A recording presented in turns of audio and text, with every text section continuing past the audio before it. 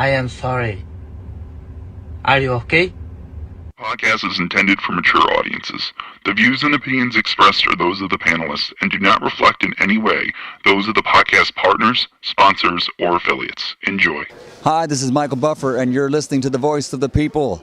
Let's get ready for Boxing Voice. Every day I'm hustling, hustling, hustling, hustling, hustling, hustling, hustling, hustling, hustling, hustling, hustling. Every day I'm hustling, every day I'm hustling. Puerto Rico. I am the unified heavyweight champion of the world. Are you ready? ¿Está preparado? I was born ready. Considered by many to be, pound for pound, the best fighter in the world today. 4-division, 5-time world champion. Oh, look at this guy. He is now boxing's first ever undisputed super middleweight champion of the world. Damas y caballeros de Guadalajara, Jalisco, Mexico. ¡Viva México, cabrones! You know my level. And you will see. Because I'm gonna fuck out everybody. You know, I mean, I would love to fight Canelo. I would love to show the world that I'm the best. I want to get Canelo out here to Houston. Oh, Canelo, where your cojones at? Let's get it. Payday, payday. You want payday. I know that. Man, you fight with nobody.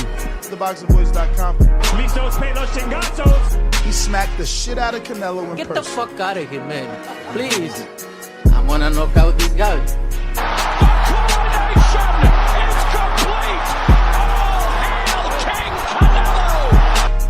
Mira, en este momento puedo hacer lo que yo quiera, ¿no? Saul Canelo Alvarez. SDS Promotions. That's funny? You think that's funny? A little bit. What up, what up, what up, what up? Welcome back, ladies and gentlemen. Welcome back to another edition of the Boxing Voice Radio. Thank God it's Friday. Today we're going to be discussing Canelo Alvarez and Edgar Berlanga. The fight is official and a partial undercard has been announced. So this is what we're going to be talking about. We got Canelo Alvarez defending his 168-pound crown. Now, it's going to be a partial defense as well, as Alvarez is to be stripped of that IBF belt that William Skull has been waiting for an opportunity. And undisputed will not be on the line because the IBF will be vacant. But we do finally get Erislandy Lara versus Danny Garcia. Something we've been talking about on this program for a while, and it just never manifested. Let's see what Danny has left, being out the ring all this time and playing promoter, playing father, and businessman, right? Because you can tell that Danny has been doing a lot when it comes to good old-fashioned business. Is he still a fighter? That's something that we're going to have to figure out come September 14th, as this is going to be the co-main to Edgar Berlanga trying to challenge Canelo for his 168-pound crown. Now, look, this is not the fight that anybody wanted outside of Edgar and the Puerto Rican fan base. I'm sure there will be Mexicans happy that they get the rivalry, not happy at the opponent. But Edgar is a decent opponent, man, and, you know, he would be a big name on anyone's resume. You know, if Plant fought him, that would be Plant's biggest win, right? Plant's biggest win at the moment is Anthony Durrell, so that would be his second biggest win, maybe. If Jaime beat him, that would be his probably first biggest win, right? Because all the guys Jaime has beaten are like older, you know, the Derevyachenkos and things like that of the world, you know. He hasn't really beat anyone, you know, I don't know. I'm going to pull up his resume. I don't know anybody that he beat that I remember, being a up-and-coming contender or anything like that. Okay, John Ryder, even though, he retired after that, but that was certainly a decent win. But, again, that could be categorized as a journeyman, even though Ryder, did better than most expected in his career. Yeah, he's got those. He doesn't have that win. He beat Rosado, who thus far is more accomplished than Berlanga, but right now Berlanga's undefeated and he's a contender. And certainly would be a better win than Demetrius Ballard on Jaime's resume, and even John Ryder, and that's what I mean. Edgar would be a big win on anyone's resume. Even David Benavidez, he holds the Plant win and the Andrade win. Edgar would be his third biggest win, unless, I guess, you still value the Anthony Durrell, who was a former champion. Edgar would be his fourth biggest win. For M. Billy, probably the biggest win on his career if he and Edgar fought. So, yeah, it's just not a great opponent for Canelo because people expect more from him. But he's cleaning out the division a second time around, He took out the undefeated contender in Jaime. He's taken out the undefeated contender in Berlanga. He took out, Ryder, who was the mandatory.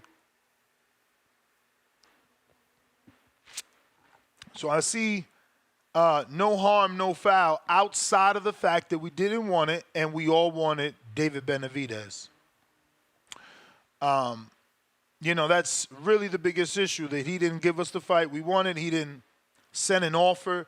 Instead, Chris Eubank Jr. has said to have gotten an offer that he turned down. Yeah, believe it or not. Chris Eubank Jr. turned down an offer to fight Canelo Alvarez, stating that wasn't enough money for the magnitude of the fight. Shout out to Chris Eubank trying to play hardball. Let's see, does that opportunity come back around full circle? I don't know. These guys that turn down Canelo fights, they shock me. But then again, Plant did it, and he ended up getting 4 opportunities at a Canelo shot, ultimately taking that 4th one. New York Bullet, welcome back, maybe, to the prospect level. And first super chat of the day coming from a Zap Sam, $2. How many top 10 fighters has Berlanga fought? Top 10, let me check.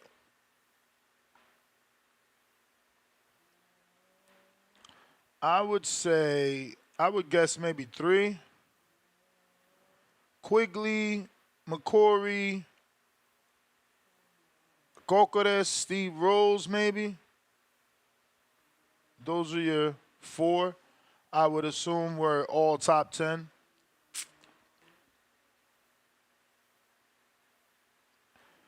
But if you're watching this on YouTube, don't forget to hit that thumbs up button. It's going to help with the visibility of the show, putting this episode in the eyes of new boxing fans that don't know. This is the Breakfast Club of Boxing. We try to get you through your workday, but we do need that participation from you. If there is no callers, there is no show.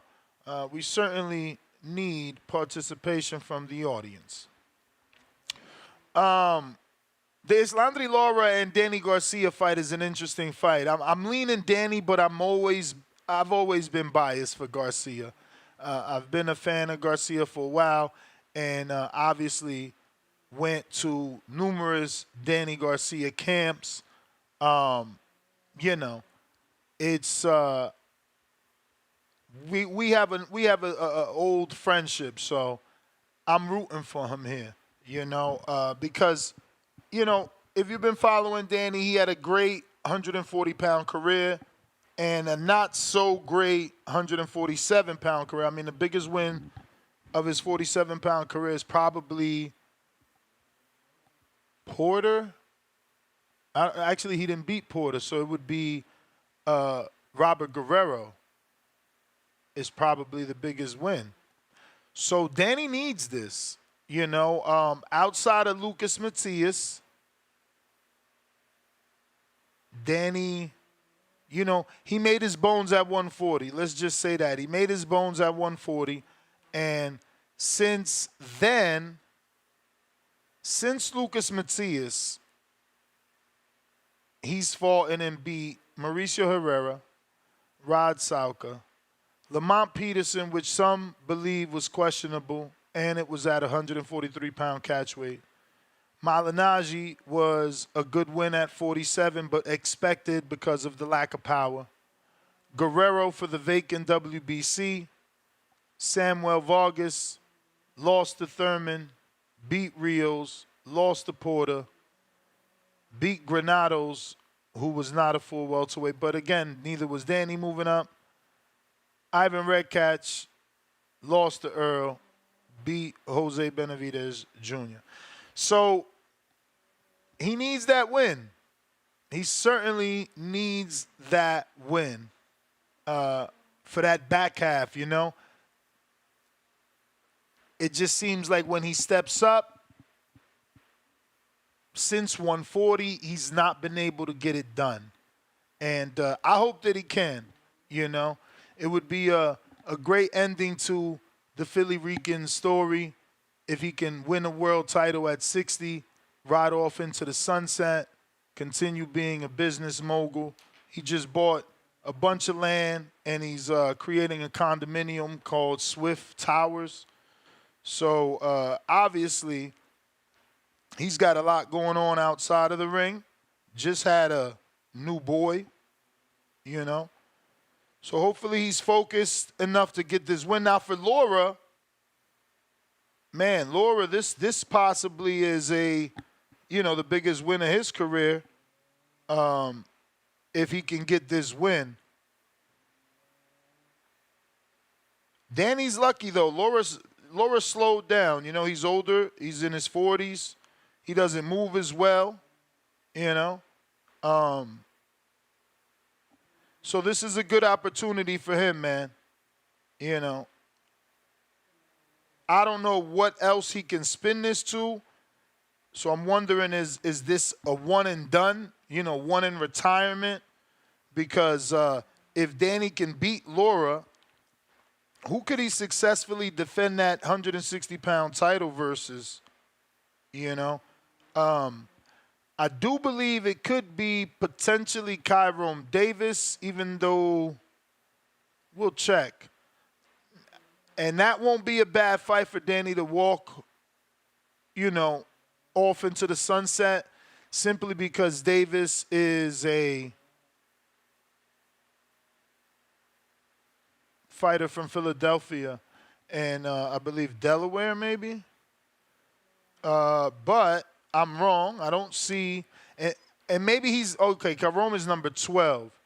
But he did win some sort of belt in his last fight against Garcia, so I don't know if this is not updated. This is July 1st, which is outdated. So they could have updated these WBA rankings since then.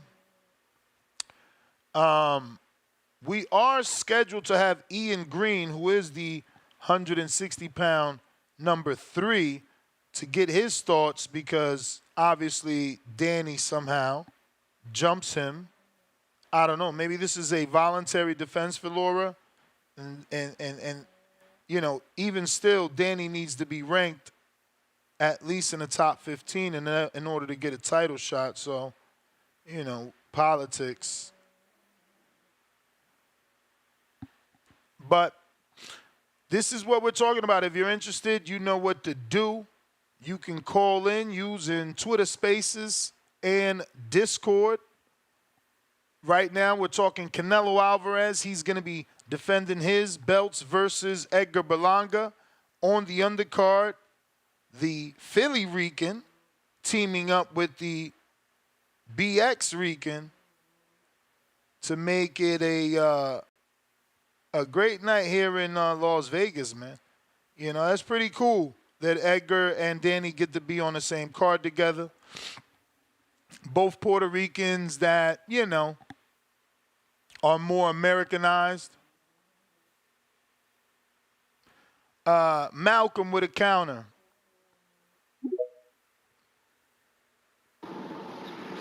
Yo, yo, yo.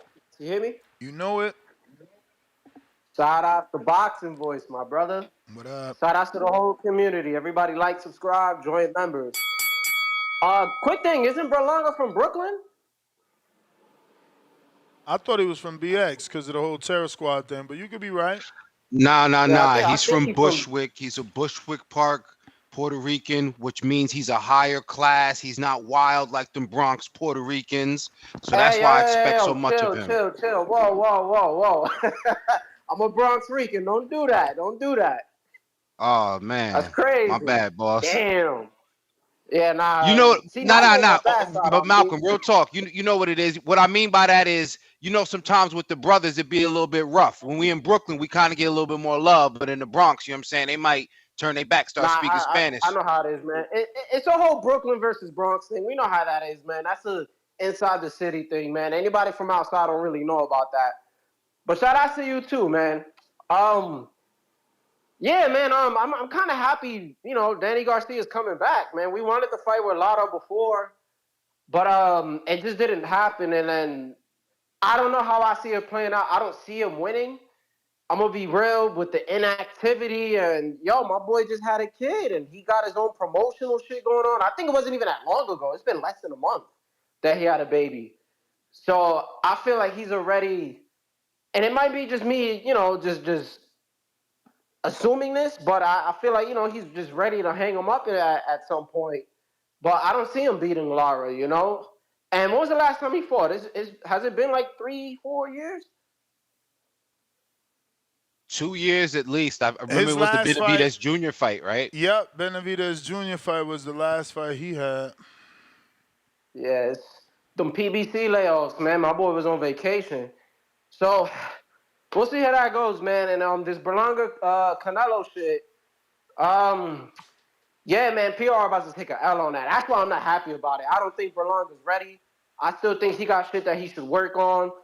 His last fight, man, I remember catching this shit live, and I was telling my boy, once he hurt, I forgot who he fought, but I'm like, once he hurt him, he kept just fucking spamming the right hook. Like, if anybody want to rewatch it, yeah, like, when the little ass kids be playing a video game and they just spam the same button, that's all he was doing. And I'm like, fuck. And I'm like, he's going to end up rolling and countering over. And sure enough, that's what happened, Canelo has a granite chin. Got power. Listen, Berlanga got to pull out the Mike Tyson tactics, man. That's his only way of winning. He got to just fight dirty, low blows, biting. I'm not for it, but I kind of don't see him winning. Now, if he wins, I'm going to be a happy man, But shout out to Boxing Voice. I mean, we good after this call, man, but, you hurt my feelings, my brother. But it's all good. Yo, I love all my Ricans. My daughter's Puerto Rican. You know what I'm saying? I got the Cubano blood, man. Ricans got love for me. They love me. Appreciate you, brother Malcolm. What's going on, Mr. Gibbs? Chilling. Let me screen share this real quick for I don't want to say necessarily for Malcolm, but for anyone with the wrong mindset. Yes, Lee. What's up, y'all? It's Edgar Berlanga, and I want to tell my fight fans, man, we got the fight. Berlanga versus Canelo, live September 14th in Las Vegas on pay-per-view. And for y'all fucking haters, man, y'all gonna eat y'all words. And don't sleep on me, because y'all gonna be sleeping for a very long time, man. Knockout season, fireworks. You know how we coming? Big New York. Puerto Rico en la casa, oíste, pa' que lo sepa. Hate it or love it, the underdog on top. Yeah, man, Berlanga got the fight, man. Listen, I told you, man, where my loyalties lie with the Puerto Ricanos. So am I choosing where, my heart lies, or am I choosing with my boxing IQ? And it's hard to do. It's hard to do because your boxing IQ is like Malcolm. You see how, and Taino blood in his veins, and he still know it's hard to choose Berlanga over Canelo in this bout. And I think that's where most people have difficulty accepting it. it's not really hate on Berlanga. I don't think anybody hates Berlanga. I tease with the whole Bronx, Brooklyn, insider Puerto Rican thing. I don't think there's any necessary hate for Berlanga. And again, I'm not one of those people that, you got to deserve the fight. I just feel like, by my interpretation, deserving the fight means that you got an actual fighting chance. And I just don't know that Berlanga deserves the fight by having a fighting chance. He's not the knockout puncher that he thinks he is, although he is a big puncher. So we'll just have to wait to see how this one turns out. But with Danny Garcia and Lara on the undercard, Malcolm made me think about it. Talk about silk sheets. I mean, that's not just the development he's working on, right? He had the barbershop with the strip mall and the studio and different things. I mean, sometimes I feel like the time away from the game gives Danny some mental rest. Danny's one of those brothers that can be strong and talk about some of his challenges and his adversity. So sometimes I just feel like, Danny could use the rest. But coming back against Lara, that's going to be a tall task. Lara hasn't necessarily been the most busiest beat, but he's been holding down his title, with the win over Zarefa most recently, or it could be he could have a win more recent than that. But PBC is giving Danny, a cash out. Danny was one of the originals, so he deserves it. So yeah, man, this is pretty good. They got anything else shaping up on that card? Is that the one that people are rumoring Rolly versus Cobb is also rumored to be on this card?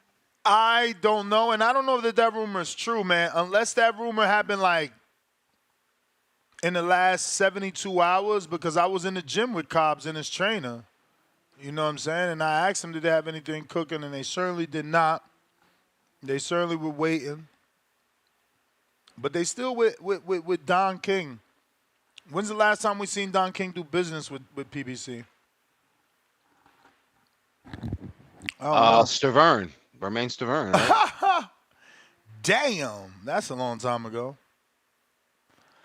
So Lara's last fight was Michael Zarafa, which was in March. So he's more active than Danny. But before that, he hadn't fought in 2 years. So, yeah. Danny's got a tall task here, man. The good thing is that Lara slowed down. He's not the mover he used to be once. But Danny's got 2 years. In 3 days, 4 days, he'll have 2 full years out the ring. That's crazy, man. These guys, I don't even know why they want to fight with that much time out the ring. And the reach disadvantage, Danny is I would be nervous. I'll be nervous. Like, I'll be in my head. I don't know. I'm just like that. I'll be like, damn, am I rusty? Is my timing going to be right? Why would I want to go into a high-level world title fight off of 2 years inactivity? Like, these dudes are terrible. It's funny you should say that, and I don't want to stir the nest again, but because at this level, when you're kind of semi-retired like Danny, he's already living in Florida, you don't really, I don't want to say not come back for tune-ups, but what is he coming back for? I mean, after the Benavidez fight, that was just to see if he still got it. You know what I mean? He still got it, according to him. So it's who else is he gonna fight except a throwback fight? Yeah, so but he's been waiting. He's been waiting for this Lara fight for so long. At least stay sharp with like a Thomas Lamana. You know what I'm saying? Like you don't got to go to the mountaintops, but like stay sharp. Like you've been out the ring 2 years and you a promoter. You could have fought on your own card. Well, like I said, you're absolutely correct. But like I said, for Danny, a strong proponent of coming out, and talking about mental health and wellness amongst men, maybe he needs a little bit more garage kept. You know what I'm saying? Like, so he just need that time off. So maybe, the pageantry, the weigh-ins, all that for the fight.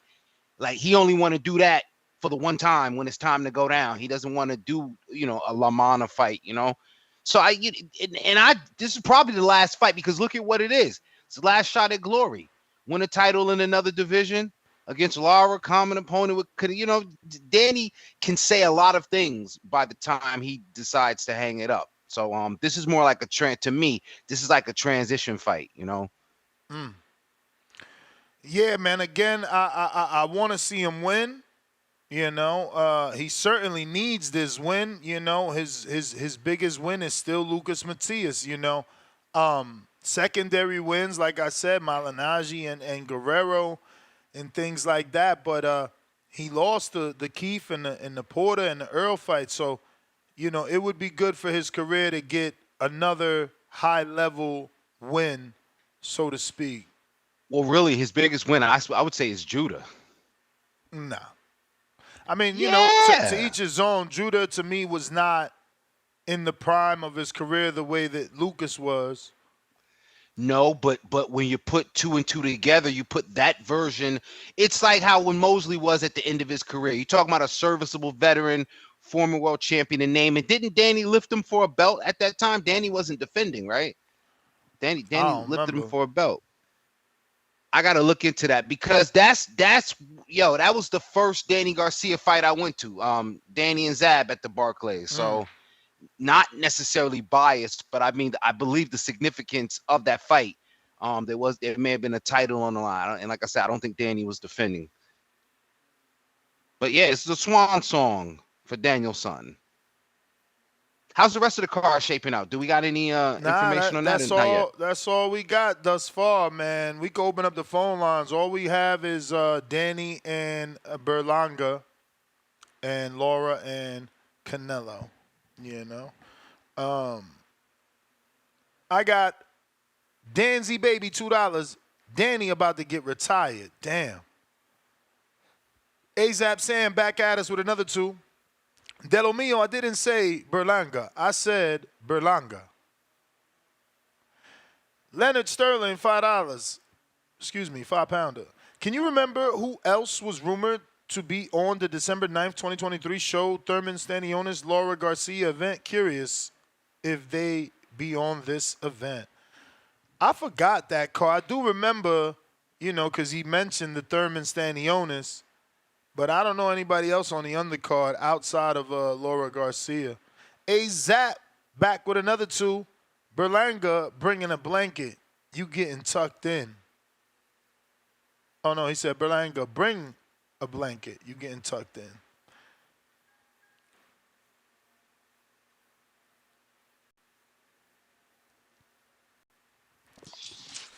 Ian, what up? What's good, Ness? How are you, brother? I'm doing good. You can hear me? Perfect.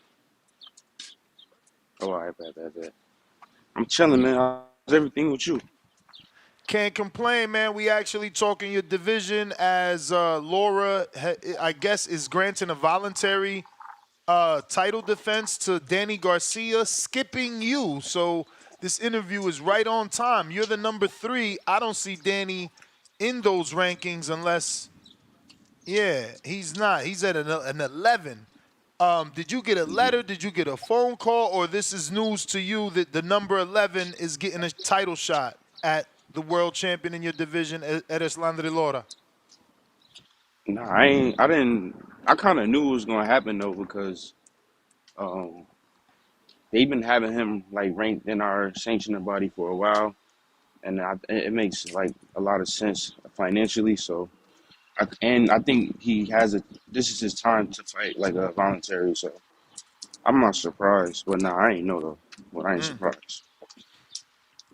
I also had Shane Mosley Jr. on here, and, you know, I brought your name up. He said y'all know each other and that, you know, he was willing to mix it up if he had to because his focus is on 160, not 168. He took that opportunity with Daniel Jacobs just because it was that an opportunity. But, you know, his focus is to come back down and win a world title at 60. Yeah, what's your thoughts on Sugar Shane Mosley Jr. and a potential fight with him? We were, from my understanding, we were close to making the fight happen. We were negotiating, and it kind of fell through. But, you know, now, what is he, like 4? I'm 3, he 4.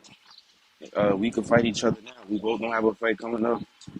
We both just fought, so the winner could fight the winner of Lara and Danny. we could be a final eliminator. You know, For sure. I'm down to make that happen for sure. Have you been in the final eliminator or an eliminator at all? Nah, I just been like just working my way up in the rankings. I've been negotiating with, like I said, me and Shane was supposed to fight, and there's another dude that's like ranked number 2. We were supposed to fight, and it's just they always kind of fall through behind the scenes. But I think my next fight would definitely be eliminated for sure. And as of now, nothing cooking. You just waiting? Yeah. Right now, yeah, we just kind of waiting to see what's gonna happen, but nothing really set in stone. And the number 2 is Connor Coley. Number 1 is vacant. Has there been any communication with Coley? Yeah, nah, that's who we was in negotiations with him, and we was supposed to fight him a couple times, and it was. I ain't gonna really say it was him, but it was something with his team where they pull out last minute. So I don't know what's going on with that situation. Man, so is there a timeline for you? Yeah, probably like September, October. Okay. September, October. Regardless, I'm gonna definitely, stay busy. But my main thing is I want to fight somebody that's in the top 5, preferably the Mosley fight or the Conor fight. I just want somebody that's gonna get me in the mandatory spot. That's really my main goal. So, because we right there, we number 3. So any of those guys that's gonna help me get the mandatory, that's what I want. Has there been any communication from Nathan Heaney? I know that they sent an offer to, oh my God, who they sent an offer to from America, Lord. Who is it? Oh, Carlos Adames. Carlos Adames. They sent an offer to Carlos Adames.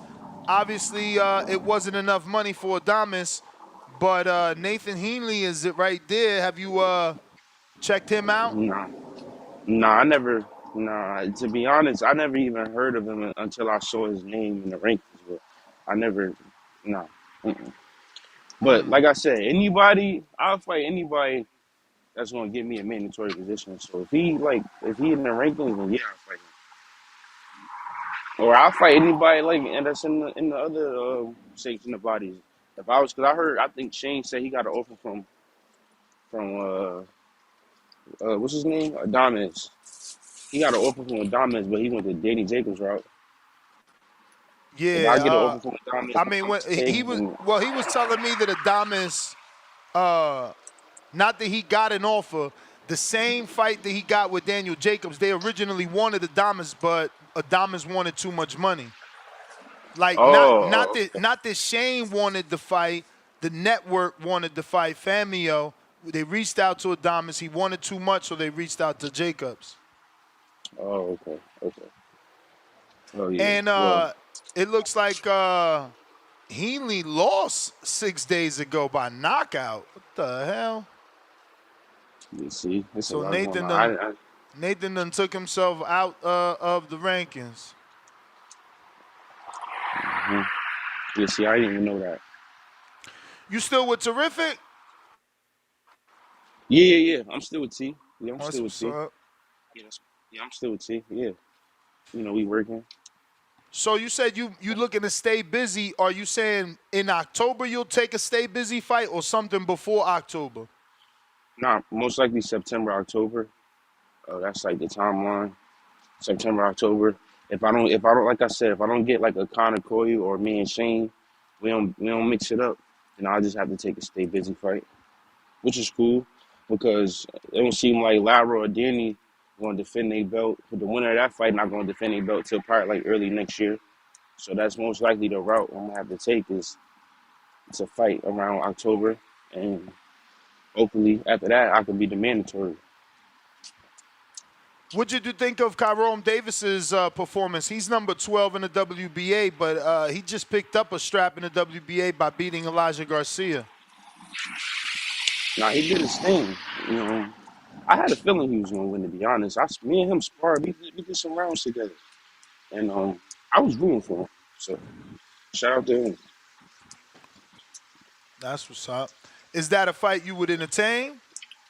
Of course, yeah. There's no There's fight I want to nobody you entertain. won't fight, right? Yeah, nah, there's no fight I want to entertain when it come to me becoming the world champion. So yeah, for sure. Have you? I know T. When I was in Jersey, T used to have Conwell come down there. Does he still come down there since you and him kind of in the same division? No, but I sparred Conwell before. I sparred everybody, but I sparred him. We did a couple rounds before. But nah, I ain't see him in a while. Okay. So what you think of I your sparred a former? lot of people. What you think of your former stablemate's performance? I know Shadasia's not there no more, but I know it's all love. Yeah, nah, she did her thing. She did what she was supposed to do, you know.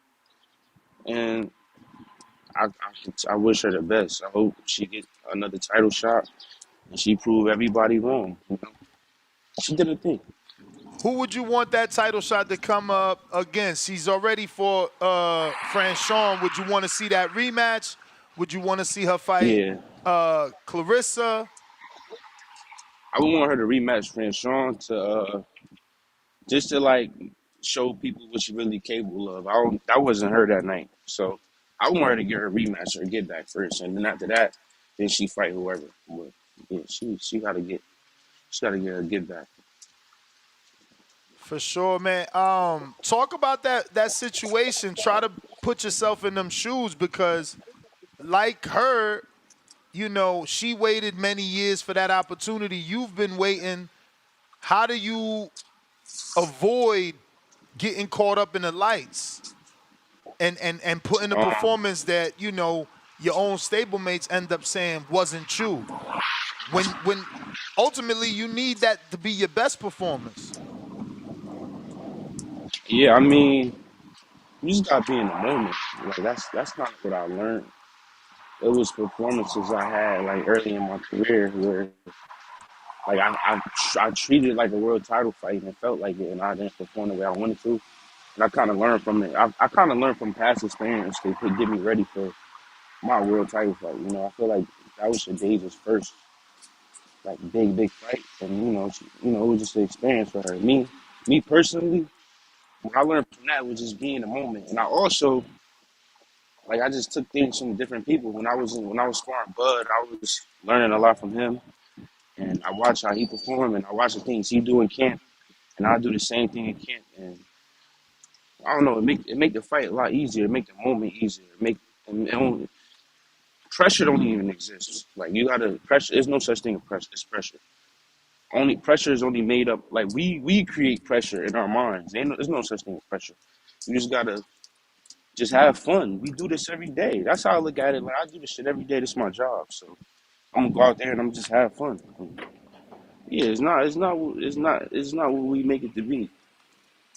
It's the same thing. We getting in the ring, like we in the gym. We get in the ring, and we fighting, or we sparring, whatever. Same thing. Two men getting in the ring, and we fighting. There's just a lot of different people around, and there's judges, and there's lights, and all that shit is extra. But when you locked in on that one person, it's the same thing. So that's how I look at it. Nah, for sure. Talk to me about your last fight with Roy Barringer from Toledo. Certainly was a little bit of a tight fight for you, right? Yeah, and first of all, shout out to Roy. You know, he's an okay fighter, and he came to win for sure. I went through adversity in that fight. Unfortunately, like in around the third, fourth round, he caught me with a good shot, and it closed my eye. Like my eye was closed shut, and that's what made the fight so much harder. Because from like the third round to the 10th round, I was literally fighting with one eye, and but at the end of the day, I found a way to get the job done. Winners win. I found a way to get the job done, and that's it. Shout out to Roy. Got nothing respect for him, and yeah, that's really it. On to the next. Word.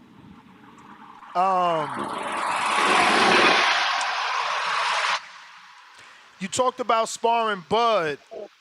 You fight at 160, so there's no way you weighed 160 when you sparred him. What would you say you weighed when you walked in the ring with him? I probably was like 170. Yeah, like around 170. That's like what I really walk around, like 173. 173. And what fight was this in preparation for? This is a while back. This was when he fought the Benavidez brother. 'Cause you know I'm tall.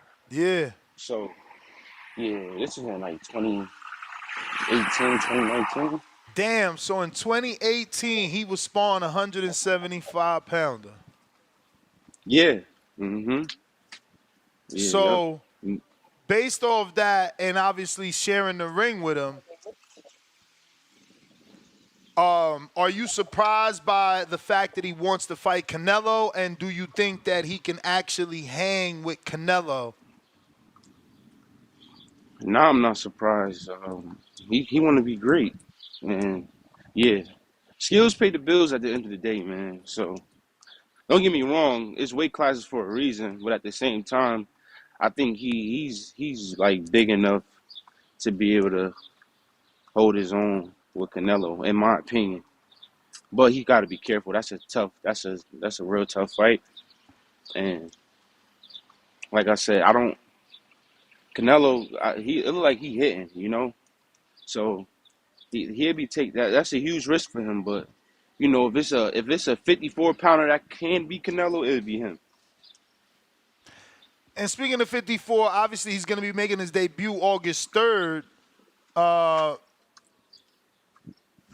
Do you know anything about his opponent, Israel Madrimov, and what are you expecting in terms of outcome? I don't really know much about him, but I had looked him up, and he looks like he's decent. He looks strong. It's a tough fight. Like I think this is probably one of his toughest fights of his career, to be honest. So I'm curious to see how I got him winning, but I'm just curious to see how he's gonna win. I honestly don't think he's gonna knock him out though. In my opinion, I think this is gonna be one of the first fights Buzz to go to the decision in a while. So that's the bet right there. You go in on the over or Bud by decision. Over 10.5 or Bud by decision. I don't think he's gonna stop him. I think this is gonna be a tough fight. What's your thoughts? I mean, yo, I don't even want to believe that he's going to not keep that knockout streak going. That's like the most appealing thing. You know, when dudes could get knockouts, it's easy for them to sell. The public loves them, you know. And, yeah, it just adds to the excitement. But I agree with you, man. I've been telling my audience since this fight was announced that Madrimov's footwork, he got good footwork. And he's bigger and stronger than anybody Crawford's ever faced, man. Now, again, look, you sparred him at 75, so we only know what he's done in the ring on fight night. We don't know what he does in that gym. And, you know, that's very impressive that in 2018 he was already sparring 170-plus pounder. So, you know, Crawford might have been ready for this transition a long time ago. Yeah, for sure. Nah, he definitely ready. It's not going nothing he ain't never seen before. I just don't think he's gonna stop him. It'll be like I think it's gonna be another version of that Sean Porter fight, but just a bigger version. And I just don't think. It's funny you say that because when I challenge my audience to tell me who Crawford has fought with this sort of athleticism and agility, they say Porter. But you got to remember, Porter was allegedly 1 foot in, 1 foot out the game. You know, he had told Al, I ain't fighting nobody but Earl or Bud, so he stood 10 months out the ring. And, you know, he was technically losing that fight. Like, Bomac had to tell him, like, bro, they got you down on the scorecards. Then Crawford turned it up. So, yeah, I'm excited, man, to see what Madrimov could actually do on fight night.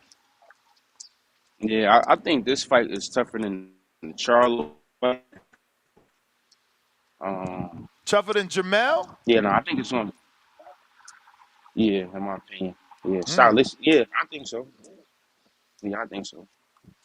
I think that kid. I think that kid probably beat Jamel. After what I saw from Canelo, I don't know. I think that kid beat Jamel. So, nah, this is gonna be a good fight. I'm really curious to see how. Like I said, I got Bud winning. I'm just curious to see how he goes. Speaking of Jamel, bro, he announced that he's coming back to 54. I know that's a shocker for everybody. I thought once he went up 2 divisions and took time off, there was no way he was coming back down. Yeah, I saw that too. Yeah. Who you think he'll fight when he like? Who you think he'll be like? He'll fight like? Who will his first fight be against when he get back? Like, who's a good one? Who's a good contender at 54 that that you would like to see fight Jamel? I mean, give Lubin his rematch, man. Poor man had 13 eliminators and no title shot. You know, it seemed like that one title shot against Jamel was a gift and a curse. Yeah, yep. Yeah, I think Lubin to beat him right now. I think Lubin to beat him. I don't think he should fight Lubin. Lubin to beat him. Word. So Ian, man, those are all my questions. I do appreciate you coming on. I actually got Shadasia about to jump on as well. Definitely want to stay posted on what's next for you, man. Keep us posted on the tune-up. I did want to ask, though, what's your thoughts on Johnny Beck having them issues with the weight? It looks like, you know, is he done with 160, or you think that was a one-time thing? I forgot. I sparred him too. I sparred everybody. Yeah, I don't know, man. That's for you to have to go to the hospital and making weight ain't easy. It's not easy, but like to have to be admitted to the hospital and he might have to just move up. I heard they wanted a letter to see if he could actually fight again. That's crazy, but he might have to just move up or something. Or go to 168, but it seems like he's too small for 168 in my opinion. So I don't know.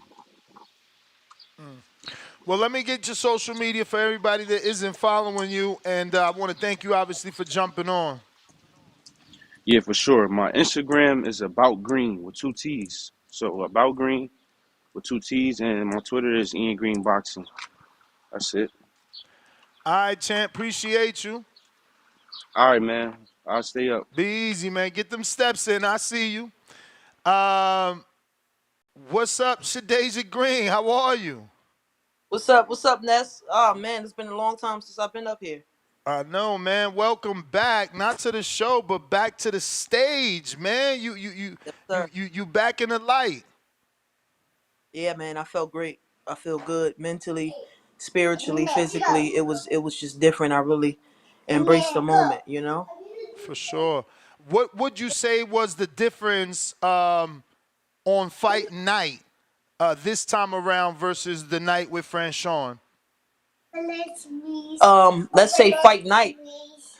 Man, I got these kids, man. People don't understand when people go out and celebrate. I come home to these kids. Okay, fight night. I embraced the moment. I was like, I love the crowd. I couldn't wait to get in there and have fun. Like when I seen the crowd, it didn't because I mean it was a nice crowd too, and MVP did a great job of still giving me that main event feel. It's crazy. So I think that was the crowd wasn't a factor. My coaches behind me, they was amped. And my coach, Barry, he kept saying to me when I was coming out, he was like, I'm right here with you. I'm right here with you. That shit meant a lot, you know? Hey, Shadasia, this King of Essex, I got to jump in right quick. How you doing, sis? Hey, brother, how you feeling, man? I'm good. Tell me a little bit about the conscious decision to use the jab the way you did, because the jab was beautiful. I had that jab all along. Since I was 15, that was the first thing I ever worked on, was jabbing, staying mid-range, and being able to use it and set up shots. So with Barry Porter in full effect, head trainer, and hearing his game plan, that's what he focused on this camp. He was like, your jab is there, use it. The only thing that which I've been watching the fight, it's a beautiful fight. Everybody is like, raving about it. There's some times that I would have liked to use it from different guards. I'm more so went into the sort of Philly shell. Sometimes I had my hands up. I want to go back to pumping that jab with my hands up 100%. No, it showed. What It definitely showed. What would you say was some of the difficulties that Spence brought?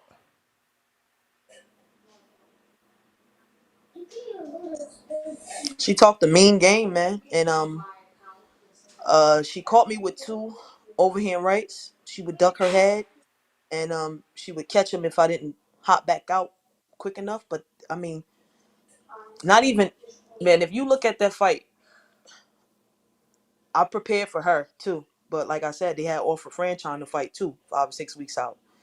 There's a lot of things that I did different, and there's things that she did similar to Franchon, like the grappling, the holding. Wait. So y'all tried to get the rematch? Hell yeah. Yes, we did. And the only reason it didn't happen was because it was 5 or 6 weeks out from the time of the fight. She turned it down twice. That's all I heard. She turned it down twice. Oh, wow. Mm-hmm. So I mean, you can't knock her. You can't knock her. She probably gonna try and make you earn your way back up. I'm not knocking her. I'm not knocking her at all. I'm not mad at her. I'm not. We will meet. I'm looking forward to those big challenges. Bro, I'm different, man. I'm trying to stay humble continuously, but I want to go to the gym right now. They got to kick me out the gym. I just want to show y'all that the skill set that I possess is crazy, and y'all gonna see it. Y'all gonna see it. But there's a lot of things that Spence did. She's a seasoned pro as well. She was doing some smart stuff. There's a lot of things similar to what Franchon doing. Like, remember, I struggled with the holding and the grappling and the holding, the throwing a combination and then holding. I wasn't going for that. If you notice, when she grappled me, I was doing little shit. I was me and the ref. The ref was like telling me to stop, and I was laughing. I'm like, yo, I gotta get her off me. So I didn't just lose. You understand what I'm saying? I'm willing to open up about it, but I went back to the gym, and it was a really hard camp. I've been training for months, and there were certain things that Barry was just like, he would stop. If it was in sparring, stop, Shadasia, I need this. So I tried to show, and it just came. I ain't even try. Like, it just happened. When you prepare properly, it prevents poor performances. In that fight, you'll see like certain stuff that Franchon was doing. I got the remedy for it now. You understand what I'm saying? And I had the remedy then. First 5 or 6 rounds, I just wasn't in the fight. So some of my callers have called in to say that they feel like you are slowing down. You said you watched the fight. Do you feel that you slowed down, or that you're, I don't want to use the word gassing, but essentially that you're gassing out? Absolutely not. The 7th round, I picked it up. Threw more jabs in the 7th round than I did in a couple of the beginning. No, I'm not slowing up. I'm actually picking up the pace. I threw more punches each round. I was active. I was busier. Titus, stop. I'm sorry, guys. All right, just take it out then. Take the ice pack off. I threw more punches during the fight. My output increased, but I respect the callers. I'll try to do my best. I respect what they feel. They're fans of the sport, so they might see things a different way. For me, sometimes I felt like she was countering you over the jab because you kept that hand in that shoulder roll. Do you feel like that happened? Yeah, I feel like she was countering me in the 2nd round. She countered me twice, and then I made an adjustment. Like I said to you in the beginning, I'm gonna start using my jab from a higher guard, a traditional guard.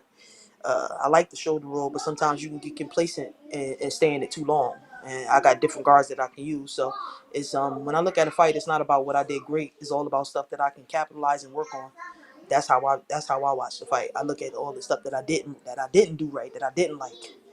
And it wasn't too many moments, but there were some of the moments, like I said in the beginning. You gotta pick the guard up. And even in the last round when she was coming on, if you see it, he told me to keep my hands up. I picked the guard up was catching stuff on the glove. I would have liked to show my inside work too, but I'm just gonna get back in the lab and work on all that. How soon are you looking to get back in to the ring in an actual fight? It don't matter to me. This was a long camp, so my birthday coming up, my mother getting married, so I got some things in August, but I'm looking to be back in the ring. Whenever they give me the green light. Are you at the stage where you're only fighting a headline or on a Jake undercard, or could we see you on the MVP shows that they have in Orlando? Do you know that, the answer to that, or no? I don't really know the answer to it. I kind of just talk with them and they throw ideas at me. Um, I'm not at the point in my career where I'm like, oh no, I'm not doing that. I'm too big for this. No, that's not me. I like to fight. I love to fight. Like I said to you before, most of my best fights are in front of me. So I'm not at the stage. We talk about it. The team decides what they want to do. I bring it back to my personal team, and then we go from there. I mean, I Speaking know that of, I was about to just introduce you. I mean, bring you back into the conversation because I know that he follows women's boxing a lot. So what potential opponents are we looking at for her not named Franchon? well, that was my question because I'm wondering, and I just on the most recent episode of the championship rounds, you guys go check that out on YouTube. Savannah Marshall, I'm wondering, Shadasia, have we heard? Because I ain't heard from her. Pewter Fury's been radio silent. Nobody said anything. She did the little venture to MMA. Has Savannah Marshall expressed any interest defending one of her titles at some point? I believe that I'm still ranked extremely high in the sanctioning bodies. I would love that fight. I haven't personally heard from Savannah Marshall. I don't know. Nakisa and MVP and Jake, they do great business. They get in contact with other promoters and other companies. They do a great job at doing so. So I'm open to whatever. Like I said, my reign is to become an undisputed super middleweight world champion, and I'm still on that. I'm still on that path. And I'd love to see you get the opportunity to fight over in the UK. They treat women's boxing, I'm not going to be biased, but they treat women's boxing a little bit different over there. And I'd love to see you get that opportunity, whether it's a warm-up en route to a Marshall fight or directly at Savannah Marshall. So I'm hoping the guys over at MVP are listening because I think that will be a great opportunity for the world to get some more exposure, Absolutely. Tampa was lovely to me. The fans went crazy. I would love to fight in the UK. I'm open to anything. This is my career. This is what I love to do. I'm a student of the game. So you won't get too much back and forth or trouble out of me. Whatever it is that Nakisa MVP feel fit for me to do, that's what I do. But before you can become a great leader, you have to be a good follower. So you see the route that they took with Amanda. Now Amanda's a boss. She does what she want to do as earned. So yeah. Yeah, the division seems very top heavy. Like it's you and Franchon, and then everyone else is like a 1-star fighter that is starting out. Which brings me to, would you?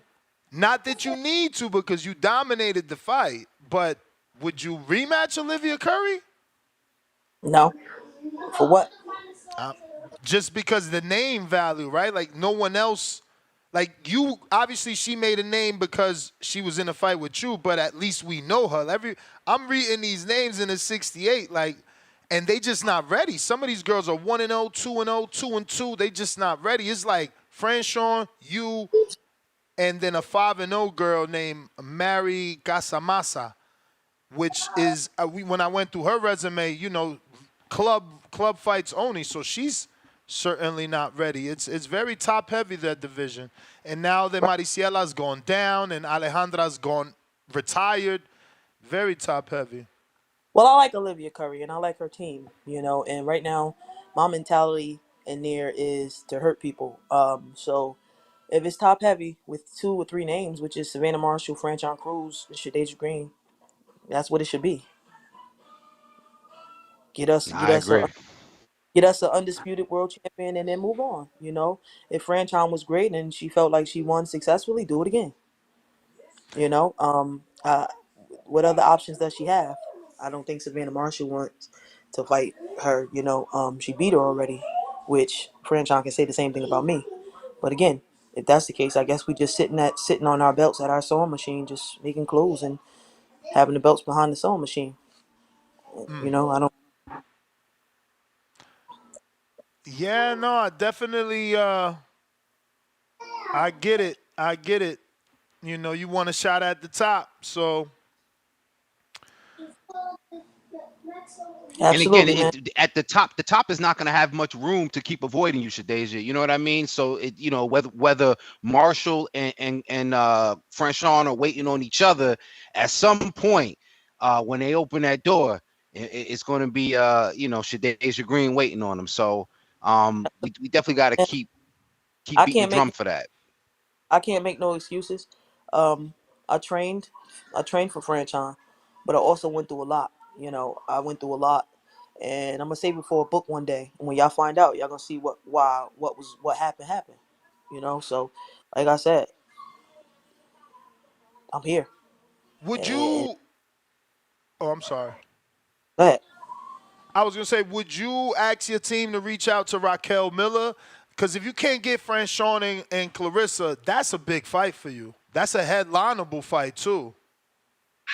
You She's mean undefeated.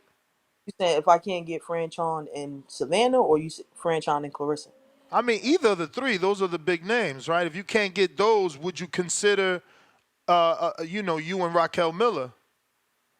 Whoever. I mean, I think Raquel Miller has retired. I mean, she's up in age. She's got other endeavors that she's embarking on, and she really, she's good. But I don't think she saw fit to stay in the sport when she wasn't really getting the opportunities. So I guess Raquel Miller is an option if she's not retired. But I'm not really in the habit of trying to find an opponent right now. I just fought, and like I said, whatever they say is next, that's what I'm going with. I'm not out there looking for an opponent. I'm looking for the titles. So if it's just us three at the top, then there is no other option unless Franchon plans on retiring, or or is she gonna fight Savannah Marshall. And even then, if that happens, again, gotta defend the titles. The sanctioning bodies do their job. You gotta turn around. So I'm not in the business of looking for an opponent. I know who the two opponents that I want to fight. No, well said. Well said. I mean, we needed to get to the bottom of it to figure out what direction you wanted to go, and now we know. You only want the two names at the top. Are you still considering other divisions, or are those secondary goals that you won't think about until you do what you do at 68? Yeah, I gotta do what I gotta do at 68. I really want that rematch with Franchon.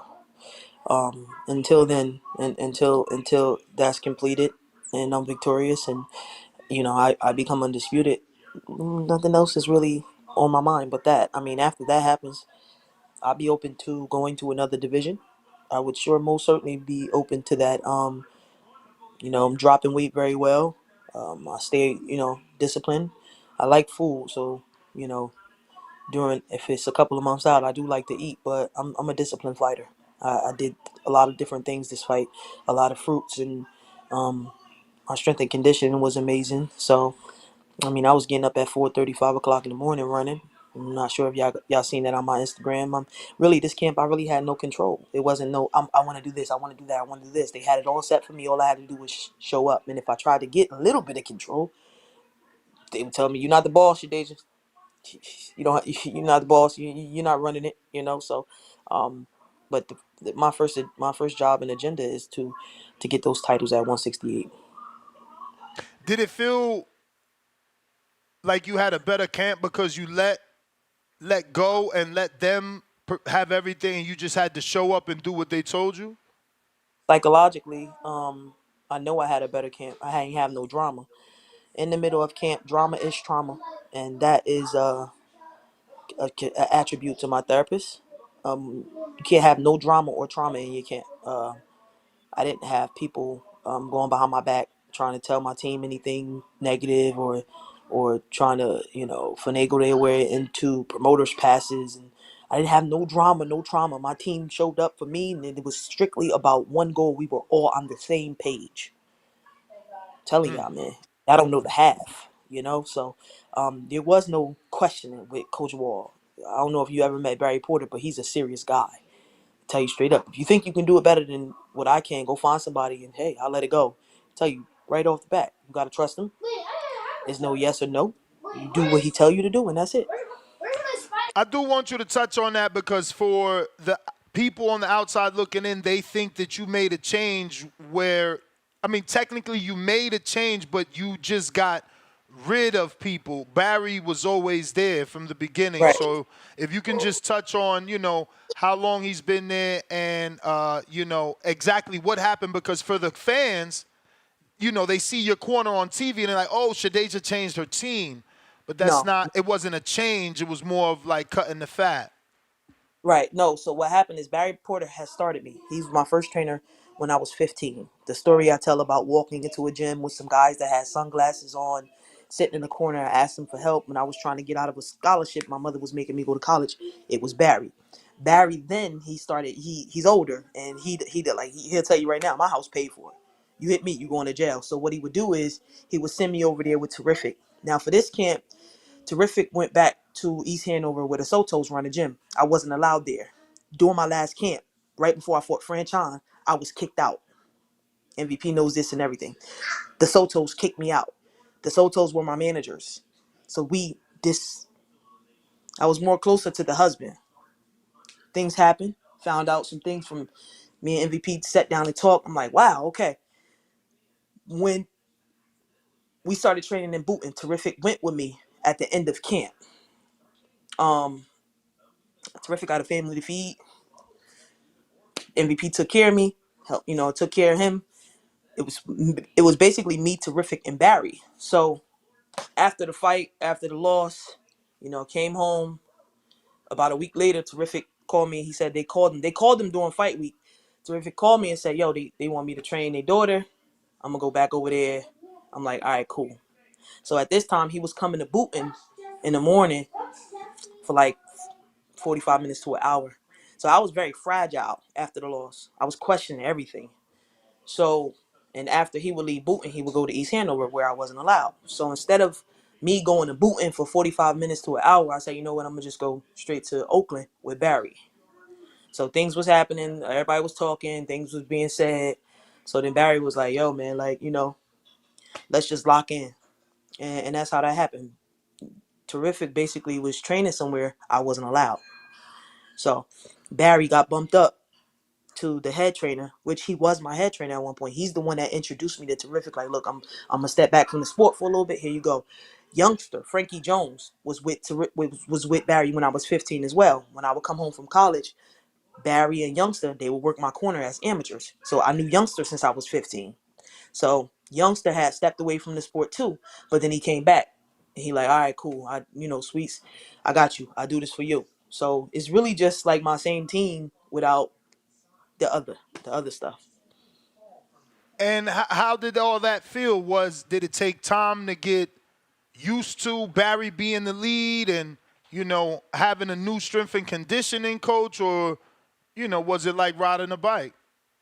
I mean, the strength and conditioning was way, like, I had to get used to that because it was something different every day. Like, and I tried to tell him, I'm like, hey, can we just do strength and conditioning 2 days? And he was like, yeah, that's not gonna work for me. So that's Austin Wall. He owns the gym. You see the Wall Athletics on my shorts. He owns where I've been training my whole pro career. I go there to train with Barry. Remember, I was training with Barry 3 or 4 days a week, and then I was training with Terrific 5 days a week. So when I would leave from East Hanover, I would drive right to Oakland. So Oakland is Wall Athletics. So Coach Wall is a phenomenal wrestling coach, All-American. He runs different programs there. So I asked him, I'm like, we had been talking about this for a while. So in the beginning, like, oh my God, my body was like, woo, and then he had a perfect game plan, even to the point where it was recovery day. Like he put recovery days in the schedule. So at first it was a little bit to adjust into. I'm always used to Barry being in the lead, because he talks in the corner too. So that part was more so like him being lead riding a bike. But mentally, that loss really like hit me hard. So he had one of the hardest jobs because he had to deliver a message to me without like he didn't want to rattle me too much. And I didn't want him walking on eggshells. I needed him to be myself. I needed him to be himself so that I can be my best self. And Barry being himself he's a head case sometimes. Like I got to a point where okay, we do a strength and conditioning in the morning. Right after that, take a little break, get some fruit in me, come back. On Tuesdays and Thursdays, he just pick and pick and pick and pick. So to my sparring partners and my other trainers, we'll be like, oh shit, yeah, it's Tuesday. It's Tuesday. He'll pick on him. I'm like, Kirk, it's Tuesday. If it happened on Thursday, yo, it's Thursday. You know what I'm saying? Like it got to a point where like I got used to it and I realized that he was not just training me physically, he was training my mental too. So that I couldn't be rattled. And that's why you saw what you saw on fight night. I wasn't rattled. I wasn't rattled at all. I was in there having fun. You spoke about your therapist. So did you seek out a therapist after the loss to deal with it? Yeah, I had to because I was in a lot of pain. You know, talk to me about that because, you know, my audience and even myself, to us it's wins and losses and we're on to the next one. But, you know, to the fighter, it's your dream that you didn't accomplish. So I can see how devastating that can be for someone's mental. So I certainly, if you can, would like you to touch on it. Yeah, I seeked out a therapist and also a great mental coach. Her name is Susie.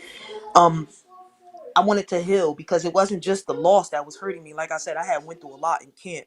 I had people that I started the sport with, and I was grieving them. Like, you know, why did they do this to me? Like, do they care about what they doing? Like, did they want me to lose? Like, did they, you know, why was she telling MVP these things? Did she want to get me kicked off MVP?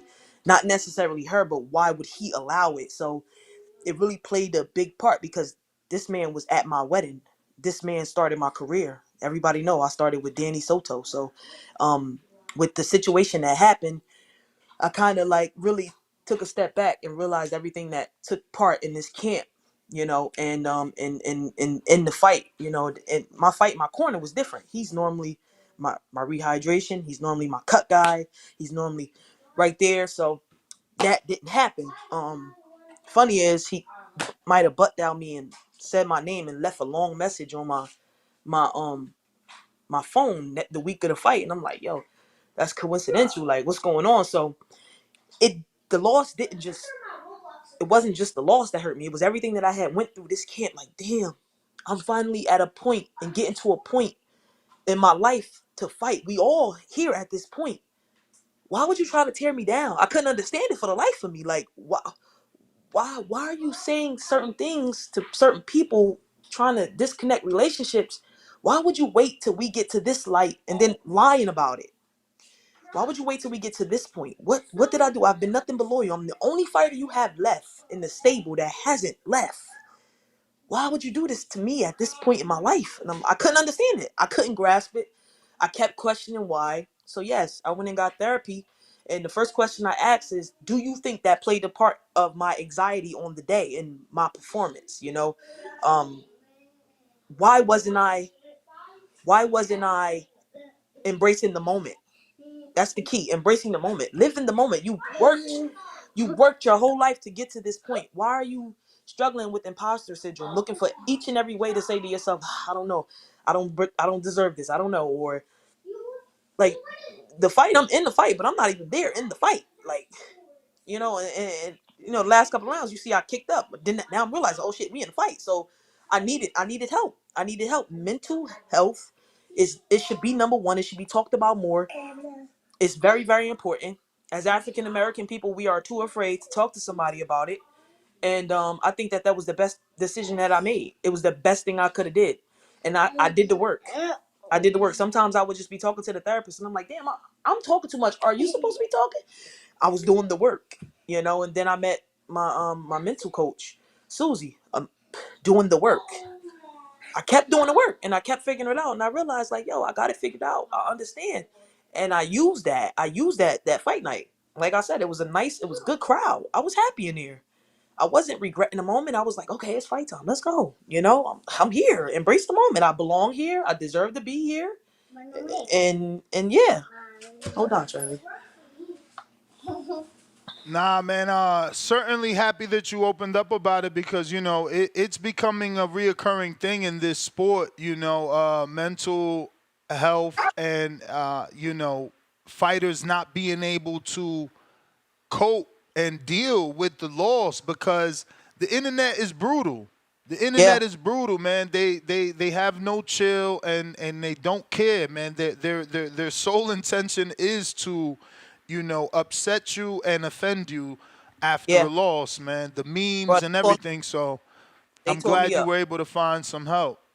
Yes, they tore me up on the internet, boy. I got pot. I ain't get no call. Nobody called me like, hey, can we do an interview? They tore my ass up. They said I was a better basketball player, and now I can look at it and laugh. But remember, after the fight, I couldn't even watch that.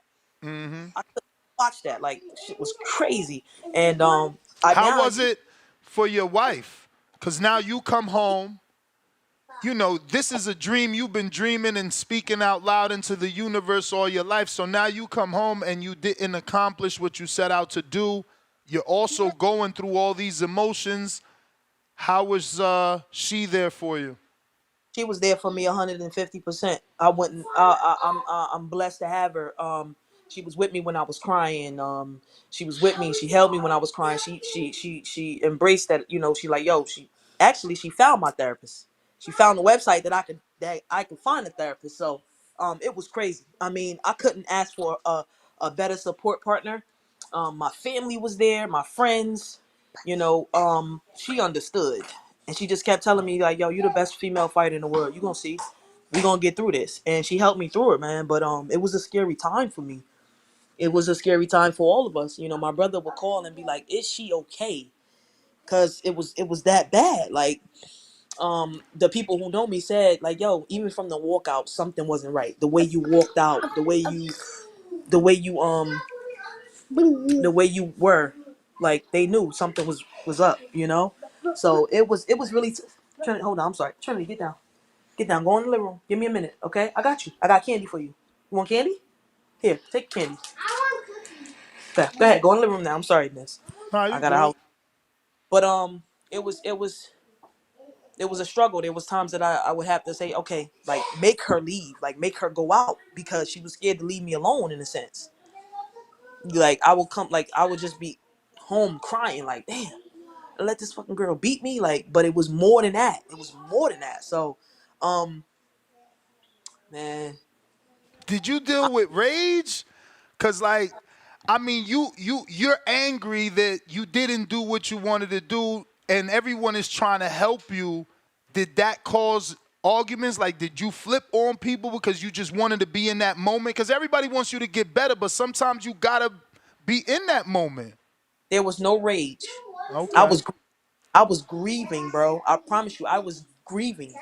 Like, I was like, even during camp, when all this shit was happening with, the Sotos and everything, I'll come home from the gym, like, and Terrific said it to me. I had trained with him a week after the fight. He's like, yo, bro, like, you gotta forgive them for you because that shit affected you. Like, you was in the gym talking about it when we was in booting. I would come home and just be talking to myself like, I can't believe I was trying to take food out of my mouth, like out of my family mouth. Like, why? Like, and it was the same way. I was grieving. It wasn't like rage. I was crying like a baby. You know what I'm saying? When you deal with that type of betrayal from people you genuinely love. But then again, this is the mistake we make. We forget as fighters that this is a business. We forget as fighters that this is a business. It's a dog eat business. Okay? If at the end of the day, people are gonna make decisions based on their pockets, and especially if they have a kid in the sport. Trainers and managers with kids, if they got fighters, understand that you, as a fighter, you're just a gateway to get their kid on, and it's understandable. It's understandable and it's acceptable. Why you can't be selfish like that, but I wasn't enraged. I came home the next week. I went to Booton with T, and I was sparring a guy that really gave me a lot of trouble. And I'll never forget. We went all out. I did everything I was supposed to do. I was smart. I was sharp. The next week, T went to the side and he was crying, man. He was crying because, and I was like, yo, T, why you crying? He was like, yo, dog, that's how you win fights. And I'm like, it affected a lot of us. It affected all of us. But they all knew what happened. They all knew what I went through. They all knew. Speaking of what you went through, you've already been through it, and then you had to witness it firsthand for Ashton Slive. Have you reached out to help him? I know he's acting well. He's right on social media saying everything is God's plan, and he's not gone dark. But, sometimes we got to show face, and we, like you said, we do our crime behind them closed doors. Yeah, absolutely. That's my family. That's MVP family. I've built a relationship with his dad. His dad is a phenomenal trainer. I checked on him right after the fight. Stop. I'm doing something. Just let me finish. Sorry, Ness. I checked at him after the fight, and his dad is a really, really powerful force. He got his family. So I think he's okay. He was boxing beautifully. We get caught with a good shot. I think he'll be back, and he's got the team to support him. You don't know how somebody's gonna react until you see the team behind him. Like, we need that team. Even though we saying to ourselves, I want to be alone. No, and he's got that team. He's got that support. He's got his mom and his dad. So I reached out to him, made sure everything was okay, and I'm gonna continue to do so. And I know he'll be back 100% strong. For sure. Well, champ, those are basically all my questions.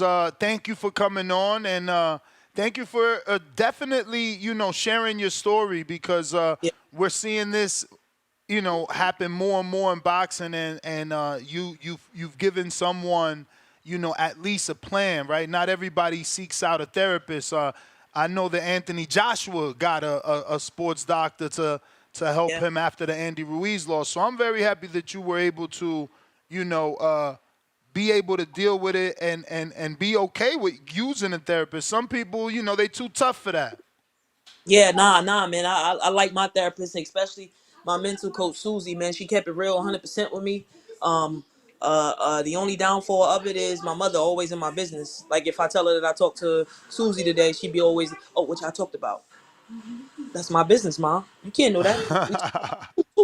I said, you're a part of my childhood trauma. You know what I'm saying? Sometimes, like, anxiety and all that stuff that comes from childhood trauma. Your opponent. Who do they remind you of? Who in your childhood? And what is it about them? And Champ, I do gotta ask this. Clarissa this week or last week did tell someone that she sent you a contract. Was there ever a contract sent? No. Oh. All right. Clarissa is lying. But good luck to her on her fourth division this weekend. It's been on and off on Twitter. She called me a man yesterday. I thought it was real cute. I appreciate that. Clarissa did? Yes, she did. But what? Talking to someone else or directly at you? As you know, she called out Alicia Baumgartner, Amanda Serrano, and Katie Teller. And then I tweeted something that said, "This girl be looking crazy." Never added her. Never. She tweeted me back and says the girl who looks like a man. Keep talking. I'm gonna whoop your ass next. I thought that was beautiful. I love it. I would love for you to be next, because she's looking to unify with the vacant title winner of the IBF next. But we never heard of them, man. I want Clarissa to give us the last 3 fights. It's 3. She don't need to do 2 because she's already beat Savannah and Franchon. But she fought Franchon in her debut. Franchon went on to Undisputed, and now she's a WBC champ. She at least has an argument for a rematch. Hannah Gabriel's... Franchon jumped in that conversation. She said, Shadasia Green, you need to sit this one out. Now, check me out. Savannah Marshall beat Franchon Cruz. Carissa Shields beat Franchon Cruz. So why I gotta sit it out? If people start posting that this is a big money fight between me and Clarissa Shields, why? Because you beat me on one of my really bad days. So I told her, listen, I'm done talking to you. Sign a contract, let's run it back, or go about your way. Because what other options you got, Miss Boss Lady? Franchise Promotions, the Heavy Hitting Diva Promotions. Yeah, man. I mean, the women's division is not that deep, so I don't know why, y'all not playing nice with each other versus, everybody trying to. I told her today. I said, look, I'm about to prepare for movie night with my babies. I got 4 kids here. Trinity, Tremaine, Titus, and Tasir. We watched the Ninja Turtles yesterday. I gave them 10 movie bucks. I wrote it on a piece of paper. They had to buy candy from me. They keep stealing the candy now. I tweeted. I said, listen, not today. I'm about to watch movies with my babies. We did it. She wanted to go start again this morning. I said, not today, Big Mama. It's Friday. Not today, Big Mama. Let's play nice. Amanda Serrano said for us to play nice. Let's play nice. We don't gotta be this. It's like, I don't know. Every time MVP throws an amazing card and Amanda shows out, knocks somebody the hell out, and I go out there and do what I'm supposed to do, why do we get a bad rap from the other females? It's the Because you okay. fighting in front of all those people. You getting all Yeah. that attention.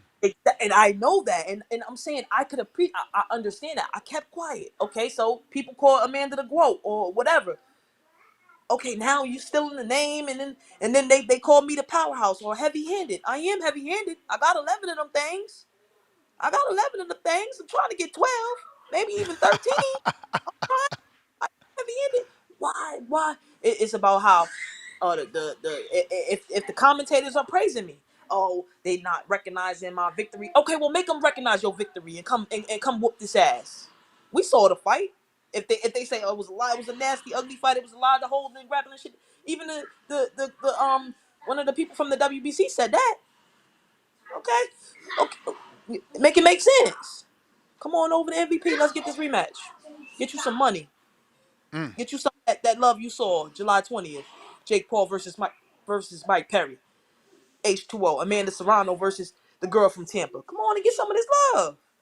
But why are we disrespecting and like why? Well, build heavy hitting diva promotions. Come from behind. I understand the game. You've been on her heels for years. You get your shot, and she shuts you up. So she's rubbing it in. That's all that is. She just rubbing it in. Because you was a thorn in her back for a while. You was calling her out for a while. I love it. And people were telling her, like, when you gonna fight her? Like, look, she don't even talk to me no more because I kept saying over and over, when is the damn fight gonna happen? And now that it happened, she like, you ain't even getting an interview now. I'm like, okay. I wanted all of y'all was right. Y'all knew what I could have did, but I couldn't perform under the stuff that I went through. I just didn't show up them first couple of rounds, and I could sit here and make. Man. It I could say every excuse in a book, but I'm not, and I'm gonna take my L like a soldier, just like she took 2 L's. You took them. Got your ass whooped in the UK. You took them, right?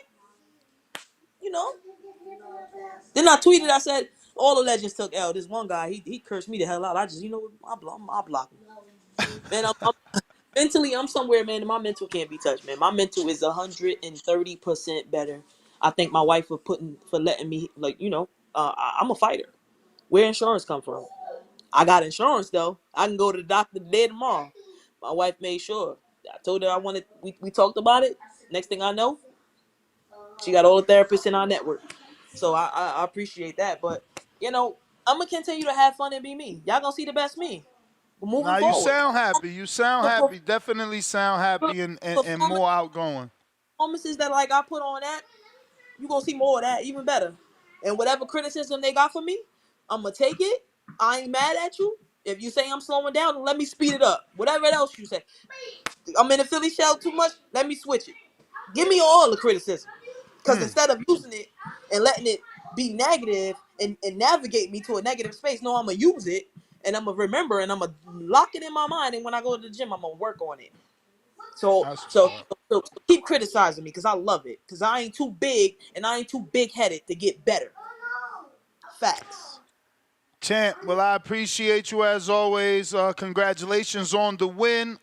Enjoy movie night and enjoy the kids, man. That's your time, and we look forward to having you back. Please give out your social media for anybody that hasn't been following you can do so. Everybody follow me, please. Follow me at Shadasia Green on Instagram, Facebook, and Twitter. All right? I'll be on Twitter a little bit. Movie night was yesterday. I'm getting ready to take these kids to the mall. I hope that I make it. And I might cook some spaghetti. Shout out to y'all. Boxing Voice, man. I hope y'all soon. Appreciate you. There you have it, ladies and gentlemen. New Jersey's own, the Sweets Terminator. Drop that Sweets. Is all Terminator these days. Days, Wagwan.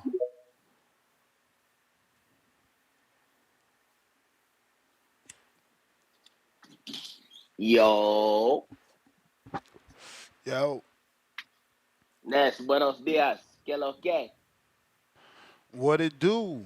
Yo, Jonathan Sims said, get your USA boxing book. He said you calling him out without a USA boxing book. Hey, Jonathan says, once you actually call in on the phone, because you said your phone fell in the toilet like 3 weeks ago, I'll do it. I got you, my G. King on me, Wagwan, brethren. He said, this dude saying my name, don't have a physical, don't have a boxing book, hasn't paid for his fees, hasn't dropped any film. Come on, bro. Stop taking him serious. So, Days, you all call out. No action, bro. Where's your book? Where's your fees? Where's your footage? Bro, we can get on that if he's serious, bro. He's serious. Why can't he call in himself as a man and say that, though? Why he got to have you say it, man? He texted me. He at work. But you know he always texts. He always texts and sends super chats. You know he be at work. Hey, I mean, we can get on it, bro. You know, I'm about that. I don't know. You starting to stutter now. You starting to stutter. Shit got real. Nah, man. You call me. I mean, gang. I feel like Jonathan Sims then disappeared since I called him. He don't call into the show. You said you're getting your phone back. Like, Ness, when the last time this nigga called into the show? He got a phone now. He texted me. When was it? Look, he sent me the tracking for the phone and everything, and he got it now. All right, well, once he call in, let's get it. You know, I'm about that. But, so King on me, not on here no more? Nah, he dipped off, right? Mm-hmm. Hey, man, chile killers. Hey, man, I'm happy my boy Danny Swift Garcia's back. This is one of my favorite fighters, man. And, Ness, I'm a little worried about my boy Danny, man. He's been out the ring for 2 years, and he's going in there with Lara, who is 41 years old. But, Ness, Lara then KO'd his last 3 opponents, my nigga. Word. And Lara was just in the ring in March, and he got a KO. So Danny's coming off a layoff, and we all know that Lara had a very close fight with Canelo Alvarez, which I think he beat Canelo Alvarez that night. You know what I'm saying? That was hella years ago. It was.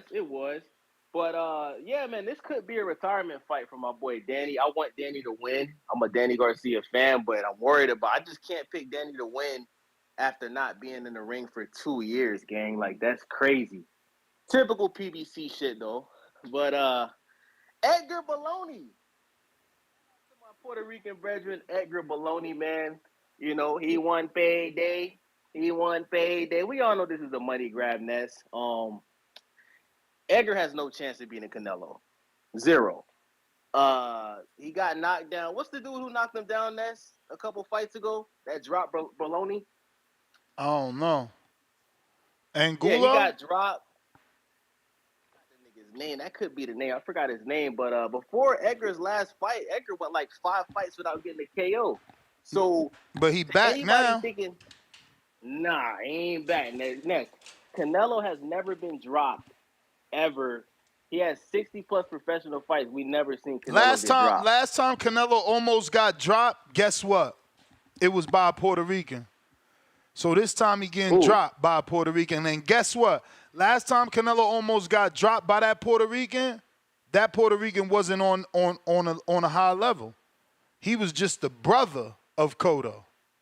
So, you know, Sometimes people, go watch the fight. Go watch the fight. He knocked him into the ropes. If the ropes wasn't there, another ref would have gave Canelo a knockdown. Cotto brother knocked him into the ropes. So it was a Puerto Rican. It was a Puerto Rican. And again, it's the rivalry thing. Like Canelo could fight in his emotions because he feels he's gotta live up to some sort of, Mexican fucking tradition. Hey, Ness, man, we fired Stick Boys for this fight, Ness. I'm sorry, bro. Canelo gonna run through this nigga, man. You know it. Why Ness, you hating on Berlanga? You don't want him to do his million. He said he gonna do. Bro, I've never been a fan of Edgar Berlanga. I'd much rather have seen him fought Caleb Plant. It's levels to this shit, Ness, and we know my boy Canelo. This might be Canelo's first KO in a long time, man, and I would love to see it against my nigga Edgar Berlanga. But congratulations to Edgar. He's getting a payday. This going to be a big fight. Mexico versus Puerto Rico. I'm still going to watch it. Like I said, Fire Stick Boys. You know what I'm saying? But salute to the Boxing Voice, man. The biggest boxing podcast in the motherfucking world. Jonathan Simmons. Once you call in, we're going to make this fight happen, my nigga. Just call into the show. Call me out. Get that book, man. You need a physical. You need a physical. Get that book. I'm on it, my nigga. I'm on it. Let's see here. We got Malcolm Flex, $2. Amir Khan win was an upset and elevated his career. You talking about Danny? One lump sum, $5. $5 because what the fuck is CO for Union Ring Rush? What are you even saying?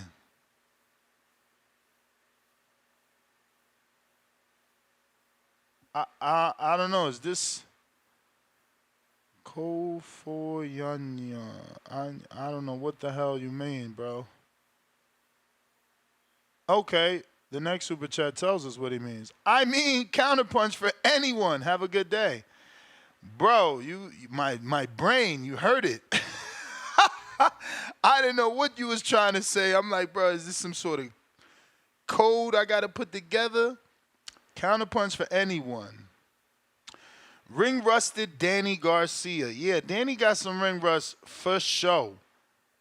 We're going to go counterpunch. There's not a lot of callers, man. We're going to have to give it to one of the usual suspects. Which is?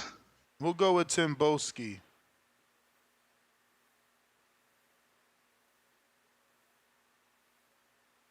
Yo. Wagwan. The king of mean Nestler. You know what I'm saying? TBV community salute. I hope everyone's having a great week.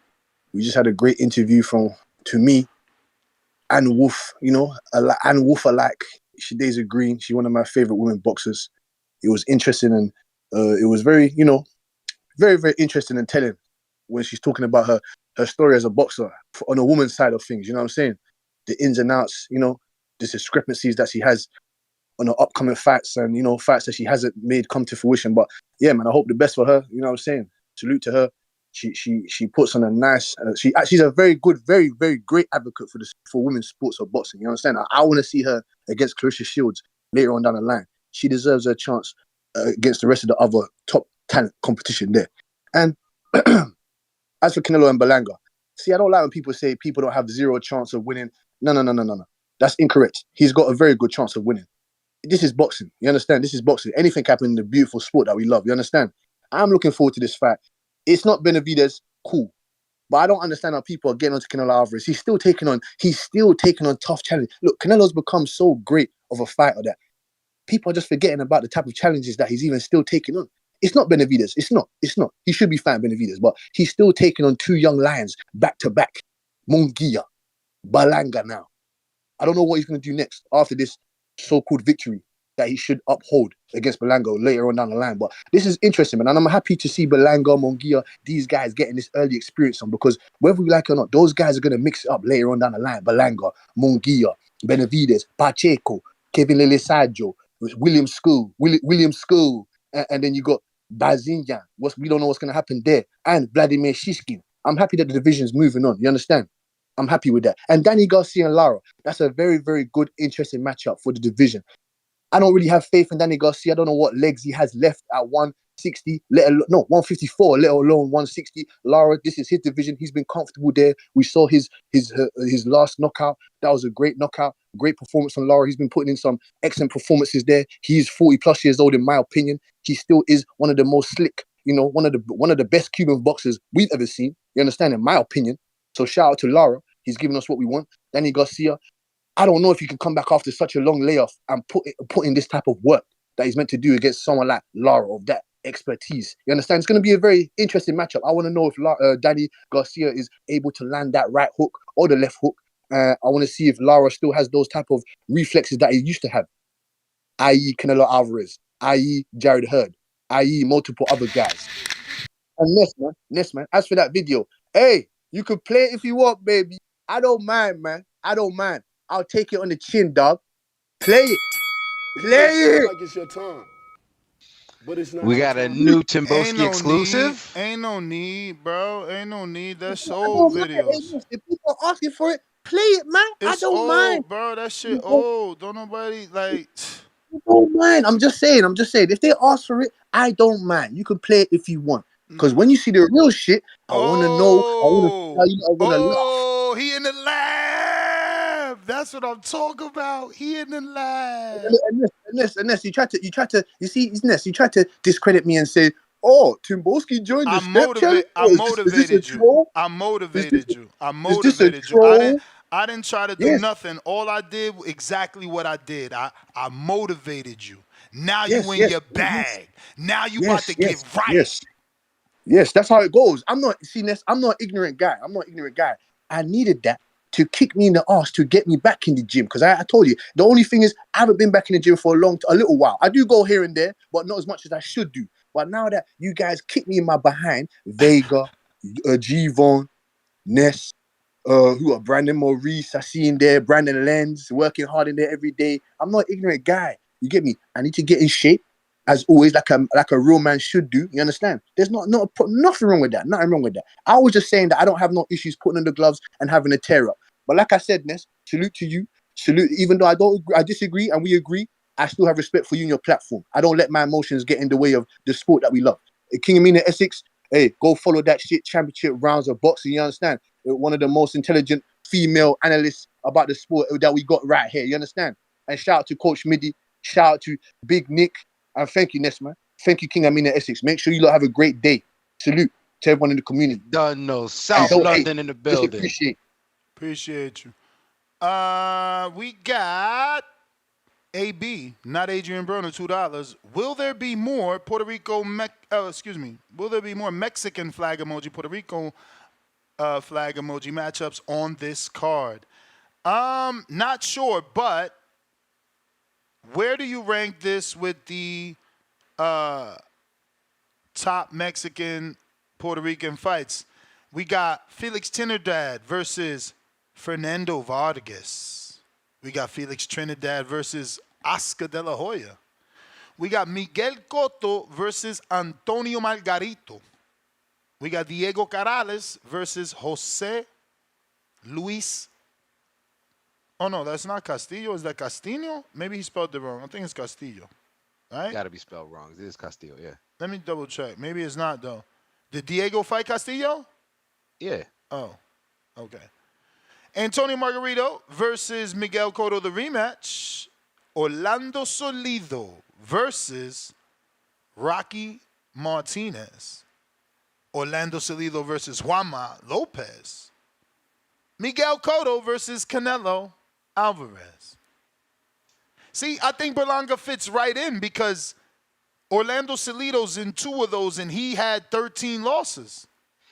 And that was where I was going to put him. I was going to put Berlanga, Canelo right above the Solido fight. The Solido and what, Rocky Martinez fight? Mm-hmm.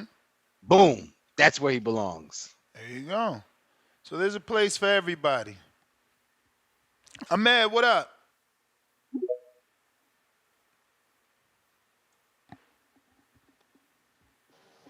Yes, man.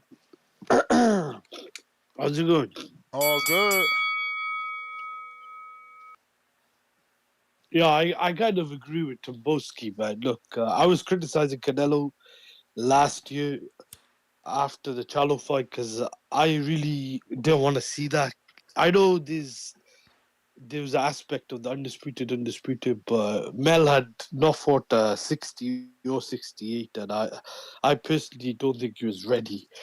And that was not a fight I want to see, but I kind of agree. Like, when the Benavidez fight didn't happen, I do blame somewhat Canelo as well, but I think there's blame on the other side as well. And he fought Munguia. That was a good fight. I think this Berlanga fight is better than the Eubank or Skull fight. I know there will be a lot of people complaining about the pay-per-view, but I kind of like the Danny Garcia Lara fight. I personally would have wanted to rather see the Adames Lara fight, but I think this was the plan last year, so PBC are just going to put this on now. Hopefully, Lara could fight Adames after, but I don't think the Berlanga Canelo fight is worse than when Mayweather fought Puerto. I know people are going to say Puerto was more accomplished, but he wasn't undisputed, and there were fights against guys like Brock, Bradley, Thurman, Danny Garcia, Khan, even Porter, and I don't know why he fought Puerto. Well, looking back, it was his initially last fight on the contract. But at that time, I just don't think that was a good fight to make. Because Puerto had been knocked out by Soto Caras, and he had been beaten up, I think, a couple of other times by Guerrero and Ortiz. And I think he got the fight based on beating a guy called, was it Steve Upshaw or someone?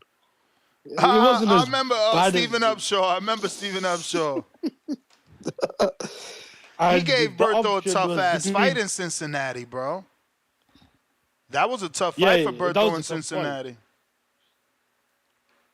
And it was going to be between Mayfield and Berto. Obviously, Mayfield would have been a joke opponent. I don't know if that was ever serious, but I really was very critical of Mayweather. Right now, look at Canelo's options. 68. Benavidez moved up, and Morel. I know Canelo himself, at times, some of the matchmaking, you could criticize him after Bivol, but who else is there to fight? Because Mabili's fighting Derevchenko, Crawford's fighting Madrimov. This, I think, will sell after. Hopefully, there could be a big fight. It looks like it's going to be Canelo Crawford, but if Crawford doesn't fight Canelo, who do you think Canelo will fight after this fight? I mean, he still got 2 undefeated fighters left, and Billy's undefeated, and Jaime's about to fight undefeated Bazianin, so he can put himself back in position. Canelo can stay there, bro. He can just stay there and keep clearing the division out.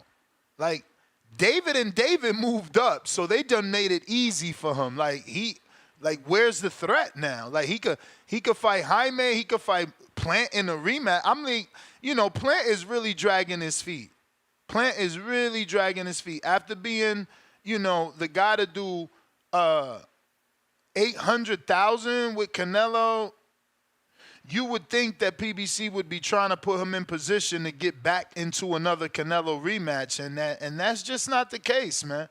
But I think that he can get a Canelo rematch. He just needs, to be put in the right fight so that, he can become an option again.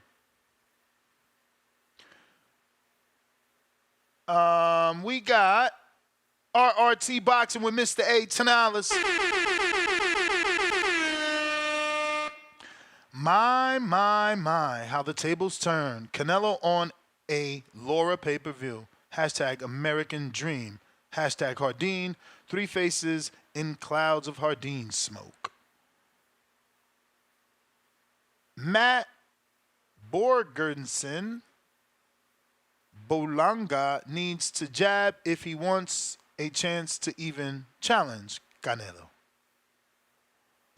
Yeah, man, and that's the thing that, Timboski, back to his call when he said, you can't say a fighter doesn't have a chance, and Jaime Munguia, Jaime Munguia was at least ideally, technically better equipped, you know what I'm saying?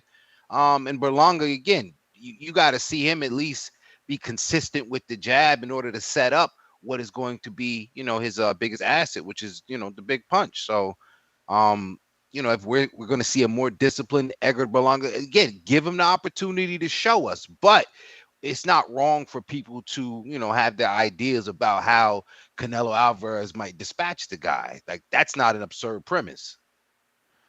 Real quick, I do want to shift into a Border Wars announcement. I am looking for a brand new fighter. We just got a new fighter signed up. So if anybody is looking for some smoke, let me go ahead and introduce you to someone that I've met personally. I love it. I love it. I love it when it's people that I've already met. You guys have heard him call in. I can't remember his username as a caller, but if you went to our last fight party for the Canelo Jermell fight, I'm pretty sure he was there, and at the Earl Crawford he was at. So this is Quindell, but he uses another name.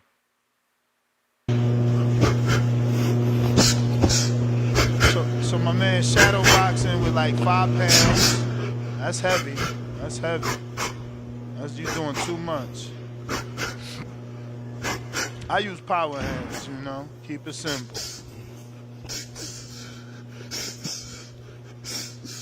Throwing the uppy with that. Let's see this next one.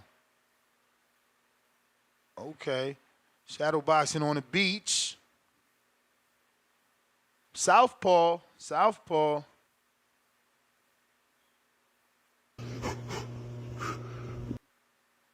There goes some bag work.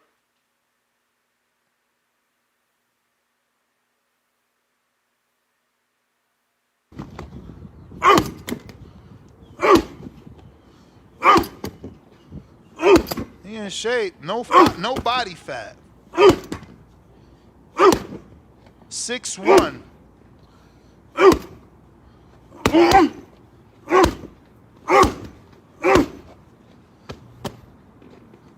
Yeah. You want that smoke. Tall brother. Yeah, this shadow boxing looking better than all the shadow boxing that he put out. This one looked way better. Better footwork, better balance. The shots look more technical, especially the right hook.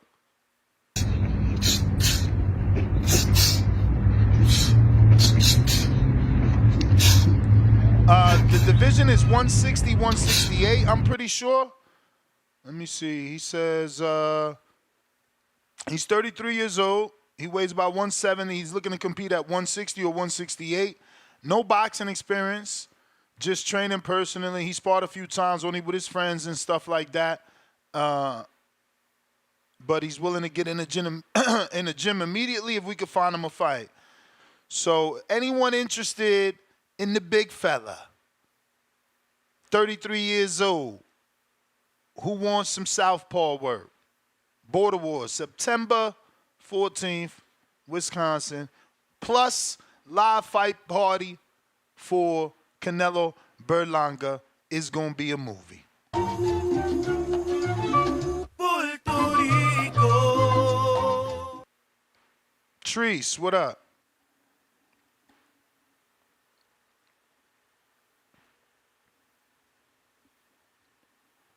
Yo. What up, though? King of Maine. Treese, what up?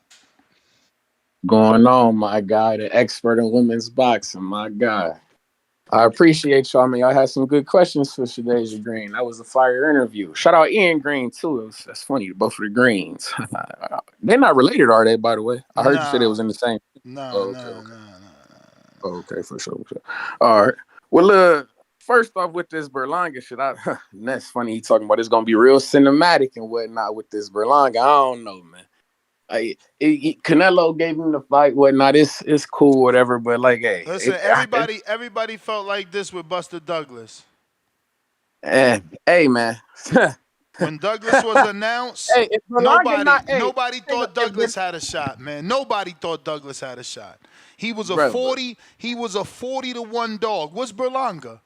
I bet you Berlanga not that big of a dog. I bet you. Bro, if he knock out Canelo, hold on, Trees. Busted Douglas was from Ohio, and that boy was technically sound. Berlanga ain't Busted Douglas. Yeah, he from the BX, and he ready to get down. Or Flatbush. Okay. Oh, so you saying he bringing the violence? He heavy hitting. It was what you trying to say, Bro, but man, violence, bro. He's gonna leave it all in the ring, bro. we see. Hey, when I say that about Mike Perry, you said that ain't gonna be enough. If he get knocked out, he gonna get knocked out trying. Okay, well, we'll see. We'll see if he gonna get knocked out. But what I wanted to call and talk about was this co-main event was that Danny Garcia and Lara. With that fight, I'm not gonna hold you. I don't really see that fight happening, man. What I say. Don't forget I said that. Berlanga opened up a plus 860. I'm trying to tell you, yo, Buster Douglas was a plus 4,400. You know what I'm saying? Like, it's different, man. My man Berlanga packing a punch of, like, you know what I mean? Baby Mike Tyson. Hey, man, we'll see. We'll see. I don't know, man. But, like, I just feel like it could have been better. I would have rather seen Shane Mosley Jr. in that motherfucker than Berlanga. He done more. It would have had a better storyline than Berlanga and shit. I don't know, man. It's just, hell, I would have rather seen, give me Canelo and Lara, too, over motherfucking Berlanga. You feel me? As hell, I don't know, man. It's just other things I would have rather seen than Berlanga. If you're not gonna give me the Benavidez, you feel me? But hey, what can I do with this Danny Garcia and Erislandy though? I don't think that fight gonna happen though. You feel me? I've peeped that PBC. They known to do some, as what my man King Born call it. He like to say they switch them up, fix them up. You feel me? I don't see Danny Garcia getting in there with Lara, man. I think that they might do a switch him up, fix him up, and throw like a I just heard you say that Jermell Charlo said that he coming back or something. I'm with you. I don't think he gonna make 154, but I think he might make a stop at 160. He said he's making 154. He said the king of super middleweight is back. Something like that. I saved it just so I won't forget. Hold on. He said, just know I'm back at 154, the king of super middleweight. And he put the boxing glove and a little lion with glasses. Oh, he made his own emoji out? What the fuck? But all right, I don't know, man. I don't know. Like I say, I done seen PBC do some switch them ups, man. They might throw a Charlo or a Kyron Davis or something in there at Lara instead of a Danny Garcia. I wouldn't be surprised, man. I seen him do it with the Ugas and whatnot. You feel me? When Ugas was when Spence was supposed to be fighting Pacquiao, and it turned out to be Ugas, and he put beats on Pacquiao. And we just seen it recently with the Tim Tszyu and Fundora. You feel me? That was supposed to be Keith Thurman in there. So I don't know, man. PBC is known for this a little bit of chicanery. You feel me? And yeah, I don't think Danny Garcia gonna be the one in that ring with Lara when it's all said and done. But yeah. Shout out TBV. Tonight, man. The MVP prospect show tonight, man. We got James Nothing Nice Evans, man, out of Toledo, Ohio, man, about to put the beats on that guy out of Cuba, man. What's his name? Danny A, whatever his name is. About to put hands and feet on him. Tomorrow, we got the queen of the Midwest Mafia, Clarissa Shields, you feel me? Detroit, Little Caesars Arena. Tune in on DAZN if you're not going to be in the building like myself. And then don't forget, August 3rd. Ooh, I can't wait for August 3rd. I'm so thirsty for that to get here. The real big baby, Jared Anderson. About to put hands and feet on Bacoli. You understand? And then we going to be watching that Joe Joyce fight very close this Saturday because we going to be sending Joe Joyce cool ass into retirement as well. But shout out TBV. Shout out Toledo, Ohio. Midwest Mafia, man. Y'all know what's going on. Y'all be cool, man. All right. Trace, salute. H-Town.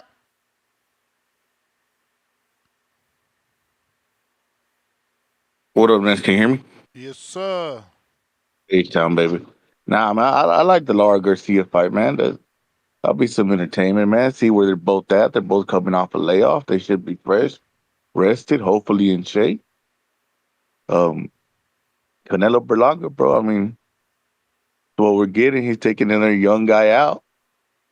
You know, sad that Benavidez and Morrell moved up. But hey, like I said, I think he's gonna get this fight, maybe get one more tune up at maybe 75, and then as soon as Bivol gets them titles, September 2025, undisputed or not undisputed no more, because IBF took that title. But we'll see what happens with that. Maybe he'll go get that back from who they give it to, the Cuban guy. Give what to? Man, I read that Canelo got stripped IBF. Yeah, it's vacant. It's vacant. The Cuban guy will have to fight for it if you're talking about Skull, yeah. Skull, well, that might be his next fight, Skull, and then and next year in May, and then we got him and Bivol too for undisputed. I don't see no other fights for him, unless Morrell and David come back down, or he meets them at 75 and they get a belt somehow. But I mean, no, he got to keep taking out the undefeated contenders, like and Billy. And Billy is next, and Jaime could earn himself another opportunity if he gets a win over undefeated Eric Bazianin, and then Caleb could get an opportunity if he gets a decent win. Caleb, they dropping the ball with Caleb. He should have got a good fight to be in the runnings for a Canelo rematch based off how many pay-per-views he did in the first one. Yeah, I'm with Sweet Hands, man. I like Caleb, and Billy looks like he's one push-up away from 175 himself. That is big. He's muscular, but I feel like he's short. Oh, is he like 6 foot? I don't know. I doubt he's 6 foot. I thought he was smaller than that. I thought he was 6 foot, because I know David's 6'3", and how tall Morrell, 6'2"? Morrell is tall. I met him in person. He might be taller than 6'2". Yeah, he might be 6'3" himself, man. I think that's what makes him Billy look small. I think Billy's 6 foot, Ness. I mean, we could always get Jamal back in there if he gets a win and starts looking good. Again, I mean, he's still undefeated. I don't know, man. It looks like it's winding down for Canelo. Everybody gonna be crying when he's gone. They complain so much. When greatness leaves, they're gonna realize they lost greatness. I'm out, Ness. All right. Shout out to H-Town. Ness, before you go to the next caller, let me cut up out of here. Got to get ready with the rest of the day.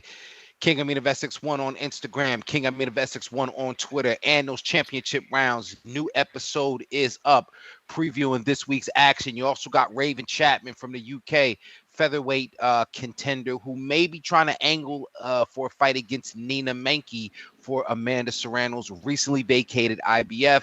Bunch of other stuff going on. So yeah, man, check it out. I'm out. Peace. Peace, King. Tip. Yo, shout out to Edgar Berlanga, man, the chosen one. You know what I'm saying? I'm in this terror. Got a handful of stuff. Better grab an umbrella. You know what I'm saying? September 14th, man, it's going down, man. You know what I'm saying? Puerto Rican takeover, man. Puerto Rican takeover. Yeah, shout out to, you know what I'm saying? Shout out to Lions Only, man. We back in business, man. Y'all heard the news, man. Big Charlo back. You know what I'm saying? Back and ready to take over the division once again. You know what I'm saying? Undisputed twice. You know what I'm saying? I think that's going to be the goal for Big Charlo. He's going to undisputed twice in the same division. Had to vacate and all his titles, man. Crazy that Erickson Lubin was like, you know what I'm saying? Now we can make this fight happen, even though he was just on Twitter the other day saying he was injured. You know, it's kind of odd. You know what I'm saying? I don't like that type of energy. You know what I'm saying? But you know, it just is what it is. Damn, some other news. Erislandy Lara versus Danny Garcia. Yo, I was looking and I was like, damn. I was like, Danny can upset Lara, right? But then I was like, I don't know, bro. I was like, Danny been out for 2 years. And you know what I'm saying? Lara looked kind of good his last couple fights, man. I think Lara might put the beats on Danny. You know, Danny been online talking about he won that Keith rematch and he had knocked out Keith over on Mill City and stuff. So hopefully he come out and show up, man. You know what I'm saying? Do what he's supposed to do. But I don't really think he gonna get past Lara, bro. I just don't. I think he gonna have some shortcomings. Yeah, it's gonna be a good week, man. Clarissa Shields. I just found out. I didn't even know.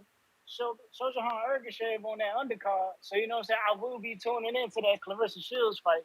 You know what I'm saying? Especially since my boy Shojahan Ergashev is on that card. You know what I'm saying? The biggest threat to Shakur Stevenson. You know, that's the fight we need if y'all want to see Shakur perform at his optimal level. You know what I'm saying? Since that's the new phrase over on TVZ. You know what I'm saying? Optimal. You know what I'm saying? We want Shakur at his optimal level. You know what I'm saying? When it comes to these performances. So tune into that Clarissa Shields fight for Shojahan Ergashev, man. Y'all won't miss this. He gonna come back with a knockout. I promise you that. Damn. I think that's about it, man. Ain't too much news going on in boxing, man. I'm glad you did ask Shadasia that question about Clarissa. So now we need a short, man, because we need to know what really happened, bro. Because Clarissa saying she sent the contract. Shadasia saying she lying. You know what I'm saying? This is like a drama reality show, man. We don't know what's going on. It's always like that in the business of boxing, bro. We never get the ins and outs. Everything's always leaked and partial information. And I mean, I don't like that. Fran Sean was a sparring partner for Clarissa. I think she should be aiming to get that fight again, if anything, bro. But you know what I'm saying? Yeah, no, I think you may she. feel like it's your time. I think she's you know, they friends. That fight is yeah, too buddy, man. Yeah, that fight is past them right now. But champ, let me keep these lines moving. We got DC3 with the $5. Ness only want to see Berlanga walk out with Fat Joe and Terror Squad, while Big Pun 100% feature Tony Sunshine playing as ring walk music. I see what you got. I see what you on. Laughing out loud twice. DC3, $2. Ed Nestor. It's gonna be a movie. Gibbs. Puerto Rican flag emoji. Laughing out loud emoji. Boston Jarrett on that champ level, $5. Does the winner of a potential Andre versus Plant fight put themselves back in position for Canelo fight? I don't know. The Andre ain't do it for Benavidez, bro. It ain't do it for Benavidez. I guess if Plant could show that, you know, with Andre he can sell better than Benavidez. DC3, $2 more. Shout out to the championship round. Salute emoji. Fire emoji. Bodywork Boxing, $5. So you can say with a straight face that you're betting on Berlanga, Ness? Thinking emoji. Hell yeah. Who ain't gonna bet something on Berlanga at a plus 860? Like, what if he land that shot? Brambo, $2. I feel like Rayo will upset Pitbull next Saturday. Oh, okay. At least now people starting to see that that's a good fight. It ain't one-sided. James, Atlanta.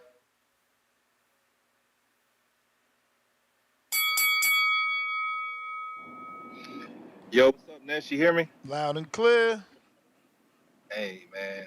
Why don't we just get 4 other people, man, just to put 250 together, man? Let's turn 250 into 2,000, man, and just pool a bet on Berlanga, because he might be able to pull the upset. You know, that sounds like good money to me, in my personal opinion. But I love the co-main, you know, and Ness, you need to apologize, because Danny's not too rich for this shit.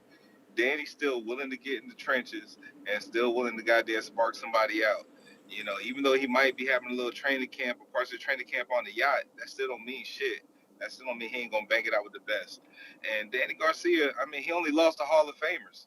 Who the fuck has Laura lost to and goddamn went life and death with? Let's go ahead and go down, man. Like what? We could say what, a Molina. Who's the dude that Charlo went life and death with? Who Charlo's not on Danny's level? That should be a next opponent after this fight. Also, Jared Hurd. And I mean, yeah, of course, he lost to Canelo as well. But still, Danny only lost to Hall of Famer. So you got to really think about that when looking at this fight. Danny only lost to the best of his divisions that he's been in, where Lara has played, you know, fought down to the level of competition. So my money's on Danny Garcia. You know, we got the past of Puerto Rican boxing. We got the future of Puerto Rican boxing on the same card. Hopefully they get some more Puerto Ricans on there. If not, it's still gonna be a good event. Ness, man, I'm having a good day. I can tell you I'm officially down 20 pounds, so I'm going in the right direction. And I'm about to just go ahead and just drink this beets and honey We juice, want man. And footage, man. We want footage. Ain't no footage. I'll It take a ain't picture. true. No, real shit. I'll take a picture of the scale for you. I'll do that later on. I'll take a picture of the scale for you, man. 'Cause I think I took a picture when I started off. Because you got to remember, man, like I was so down in the funk, man. I was talking weight loss tips with goddamn Supermax. And now I'm so far past them now. Yeah, So, I was at the sucker place, Supermax man. went dark. Supermax went dark. We ain't seen him since. Where he been at? Man, ain't no Did he telling, make that bro. bet Ain't with no you? Yeah, he did. He did, and Okay. I know I'm about to be $100 richer Mm. that day. So he's not making $259. I don't believe it. But if he does, I'll be impressed. But like you said, people are selling black market Ozempic and semaglutide shops in the community, so he Word. might get down there. So we shall see. We shall see. But Ness, man, shout out to you as always. Keep on putting the battery in the community's back, and I'm gonna stay tuned, man. Shout out to you, man. All right. Appreciate you. CYP. Yo, what up? What up? I've been looking at some information and shit, and I didn't even realize that when Floyd fought Canelo had like 5 straight fights on Showtime. A lot of people don't know that. I'm starting to realize that when these big fights are going to be made, they do shit behind the scenes that people don't recognize. Where they'll have the certain fighter who's going to make the call out soon be working with the other promoter or working with the other network just so it's easier to do when they finally do decide to send that contract. But I was looking at, I'm like, when you do joint pay-per-view in history, like joint Showtime, DAZN, whatever, it has to be fights that make a lot of money. Like if you looked at it, was Pac and Floyd, Wilder, Fury, Tank versus Ryan, Munguia and Canelo. These are fights that are going to make money, and at least one of the dudes or both have been on pay-per-view before. This is just how it is. It ain't got nothing to do with me. But everywhere I go, I'm starting to see that people just believe whatever they want to believe if they like you or don't like you. But in 2018, 2019, whatever you want to call it, if you believe that ESPN and Showtime are going to do a pay-per-view with 2 dudes who've never been on pay-per-view and split the proceeds, then you just don't know boxing. If you're not a pay-per-view star and you're not a pay-per-view star, there's no way in hell we're doing a joint pay-per-view. Don't even ask us. That sounds stupid. Why would I split no money? I'm not doing that and paying you. We're not losing money. We're not doing that. But for some reason, they're holding on to this shit to save Lomachenko ass. Dog, if Chavez can fight at 36, if Floyd can fight at 36, if Ali can fight past 36, if all these legends can fight at 36, and half of them weren't ranked as high as you are. Half of them didn't look as good as you did. Cotto, if they could do this, you can too. I don't understand it. I don't understand it, but life goes on. Hey, I ain't gonna lie to you. I was also looking at some shit where when is a top prospect who's never been champion beat a top guy, like the top guy at the time? Man, that shit never happens. It never happens. Like, it could be 2 top guys and one of them's younger than the other, he could win. It could be a guy who used to be a champion, he could win. But a green-ass dude, like a Frank Martin type, like a Berlanga type, they're not beating a Tank or a Canelo. They're just not. They're actually, the best way for a top guy to win, guarantee a win, is by beating a young prospect. That's the actual closest percentage you're going to get to a win. Don't fight a journeyman. A journeyman might get you with that lucky-ass punch. It's like that happened. Ask Glenn Johnson. Fight an up-and-coming guy who ain't never been champion, bring him to the big lights, put the stage on him, put them cameras in his face, and watch him fucking lose. It always happens. Canelo is a very smart businessman. I never said he ain't smart. The dude know what the hell he's doing. Though he's picking dudes that he has a very, very small chance, very, very, very, very small chance of losing to. Not because he's so much better, because of the atmosphere added to I'm so much better than you. Berlanga, you have 0 chance, but a puncher's chance, and that's really 0 chance from dudes who just don't want to be honest with you. CYPL. You may feel like it's your time, but it's not your time. Alrighty then. Let me see. If you're watching this on YouTube, don't forget to hit that thumbs up. It's going to help with that visibility. And if you haven't already subscribed, go ahead and do so, as I'm trying to get to the next goal of 226,000 subscribers. Right now we're on 225,218. C-Dub.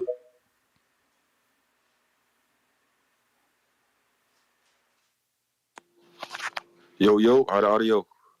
Straight. Straight, that's what's up, man. Shout out TBV. Smash that like button. It's free. Do something with yourself. Shout out Ness, the Breakfast Club of Boxing. King, of Essex. The best, if not one of the best, in addition to females. Being an analyst on females boxing. Clarissa Shields, speaking of females boxing. Clarissa Shields, the female go to boxing, chasing greatness. I believe she will win and further increase those accolades and add into her already first ballot Hall of Fame career. The opponent can make a good name for herself by having a good showing or surprising us all, upsetting the GOAT. The weight class is for a reason, but tune in on the zone. You know what I'm saying? Moving right along to the rollout, PBC, the topic of the show. You know what I'm saying? PBC got the Canelo movie rolling out. Berlanga, he has a puncher's chance. Shout out Buster Douglas. Can upset the boxing world. Turn it upside down if you get the upset. Imagine that. I believe he gets stopped in 8 rounds. But it still would be a movie. You might get Fat Joe to walk Berlanga out with the TS squad chain on. You got Danny and Lara on the undercard, good supporting cast in the movie. This movie, the pay-per-view fight card might do better numbers than the all-star pay-per-view fight card that Bud and Madrimov is going to have in August. If you one of those guys, and listen very close, if you one of those guys that said PBC would be out of business last year, go to that dinner you have with Rick Lazier and the other boxing people, order some eggs and put it on your face. That's what you can do. Boxing fans, in my opinion, should be purchasing cards based on the card and not one fight.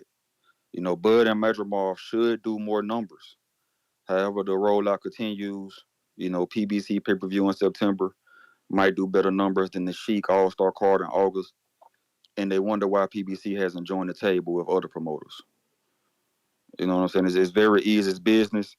They still here, still kicking, still putting on the movies. You know what I'm saying? Danny and Lara, I got a 50-50. I think I'm going to roll with Danny. Lara might be 42. He might be 46. He's from Cuba, right? Yep. Yeah, so we hope that his age is correct, but you might have to add 4 or 6 years to it, maybe. You know what I'm saying? But I got Danny. I'm gonna roll with the younger fighter. Both of them coming off long layoffs, so rust will be an Laura issue. just fought in March. Laura just fought in March. Danny ain't Okay. fought in 2 years exactly. In 4 days, it will be 2 years exactly. Laura fought in March. He Okay, got a cool. stoppage. He beat Zafara, the mandatory. He looked real good. Thanks for that correction. He looked real good in his fight with Jose Benavidez. Looking like a Danny Ali in the ring. So yeah, man, the rollout continues. If you could, kind sir, if you got that sound bite, roll out. Shout out TBV, smash that like You button. may It's free. feel Do like it's something your with time, yourself. but it's not your time. Yeah, I wouldn't be using the words roll out. This is the 4th fight and this fight is not happening until September, so the 4th fight in 9 months, that's not a rollout. That's more like They never said like a trickle. It's like a trickle of water. Like somebody left the faucet on, by mistake. That's more like that. That's not a rule out. Rule out. Nah, I don't think so. But hey, I could be wrong. El Chef Givon. Morning, Nets. Bueno What's going dia. on, man? What's Another up? beautiful day. Another beautiful day in boxing, man. You know that. Hey, so I seen Danny added to the card. Shout out to that. I mean, shit. Usually a lot of times with Canelo cards, we don't really get a good even co-main, regardless of undercard period. You know what I mean? So Yeah, that shout out to honestly should be a good PBC. fight. Shout out to PBC Sure. and Canelo because Canelo could Yeah. easily say no, right? Yeah, I mean, shout out PBC, but at the same time, I gotta give him a little criticism later on. But that's after we gotta point out the fact that hey, it's another Puerto Rican. Is Danny Puerto? He's Puerto Rican, right? And so Another fucking Puerto Rican about to get knocked out and shit. I love it. We need more Puerto Ricans on the card. I don't know if Canelo knocks out Berlanga, if Lara knocks out Danny, I'm gonna have to find a way to cash app them both. I don't know, $150 or some shit, just for pleasing my needs, you know? Like damn. Hey, and bounty still up for Border Wars, all Puerto Ricans. Shout out to everybody competing. Hey, Julian. Hey, Ness, you see how Benita's talking about you motivating people, man. Hey, we all just trying to motivate people. Julian right now, he you know, the guy who says he's gonna fight telekinesis or technical sport. I forgot what the dude's name is. But yeah, I mean he's going down in weight. Motherfuckers in the gym, putting in work. It is what it is, man. It's all looking lovely. It's looking lovely. But as far as PBC goes, you, baby. All we missing is Big G Vaughn to come on down. Yeah, you got to fight on the crazy. car. You got to fight on the car. You might as well come now. I mean, I could just show up and commentate. You know what I mean? Like, I don't know, man. Like, I lost all motivation. I lost all motivation. Or you could do a Roy Jones and fight and commentate. yeah, I could do that because you know that undisclosed location in Vegas. You know, I'm trying to get like 3 fights in one day because you know that one fight. I mean, that's gonna be easy work. I need some more. You know, when you sparring, you get rounds in. I don't want one round, half a round. It's crazy. But yeah. Hey, look though, what's up with PBC though, man? First it was Wilder. Wilder left, went to DAZN, and now it's Ruiz, man. Ruiz says he's a free agent and says he's working with Big Turk, and that's how I know he about to knock out Big Baby. You know, all this shit gets set up behind the scenes, man. You know, he said he's working with Big Turk to try to get that trilogy. That's what you think about trilogy Ruiz AJ. We need that, right? I mean, we get a bunch of other trilogies we don't ask for. I think Ruiz and AJ is needed. First one went how it went. AJ looked horrible, got stopped. First time he got hurt like that. And second one, I mean, Ruiz beat himself, undisciplined. It was really sad to see. But if the motherfucker gets motivated, gets back in there, man, Big Turk seems like he's backing him. He says he's free agent. He's over there doing interviews on DAZN. Everything getting uploaded on DAZN. Shout out to that, man. I don't know. It's just crazy to see, man. The two of the biggest heavyweights that PBC had. Well, actually, those are the biggest heavyweights PBC had. That's crazy. They're going over there and shit. But yeah, he about to knock out Big Baby August 3rd. I'm in the building. The other Big Baby, I think he about to get knocked out too. I mean, he I don't know, unless he gets disciplined, but he's been undisciplined. He's shown that. More worried about like some street shit. I don't know. That dude needs to grow up, man. I'm only 23. Hey, man, I don't know. All this shit's looking lovely, Ness. I love it. Shout out to boxing. It is what it is, man. All Thank right. You the man, champ.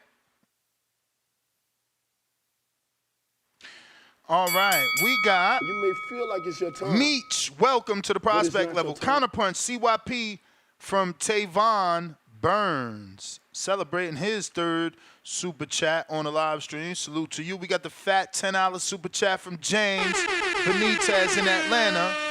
Danny is arguably Laura's 2nd toughest opponent. Lara is Danny's 4th or 5th best opponent. Stay tuned. Puerto Rican flag emoji. Ooh, ooh. We got Don John. Canelo might get dropped.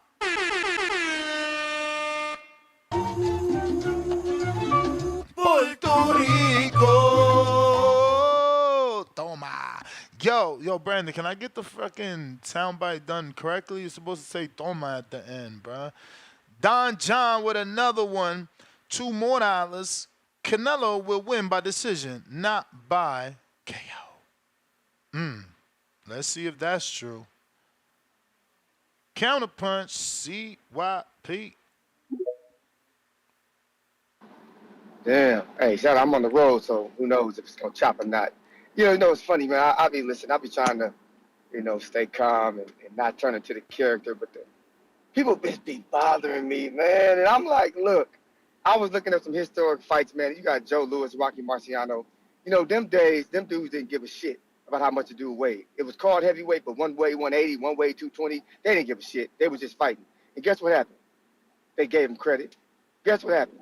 They gave him statues. Guess what happened? They made movies about him. Guess what happened? They made documentaries about him. Guess what happened? They named their kids after him.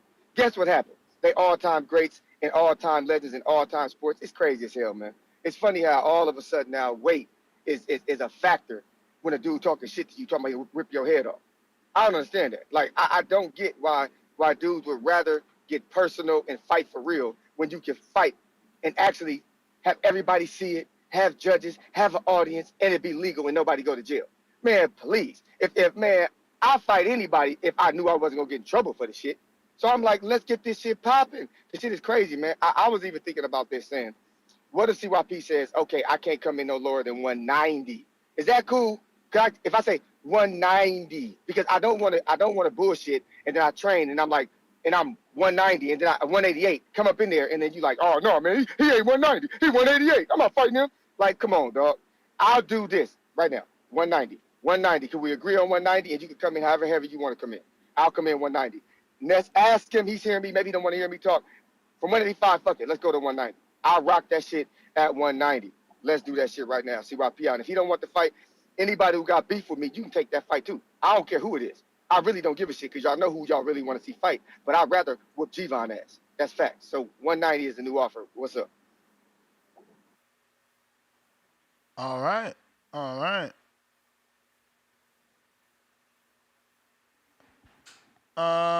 We got Lowe's Nose Boxing.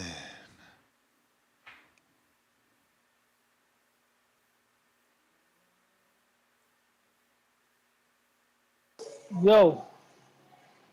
What up? Yo, Nestor, let me ask you a question. You chose violence today? Say again? You chose violence today? Nope.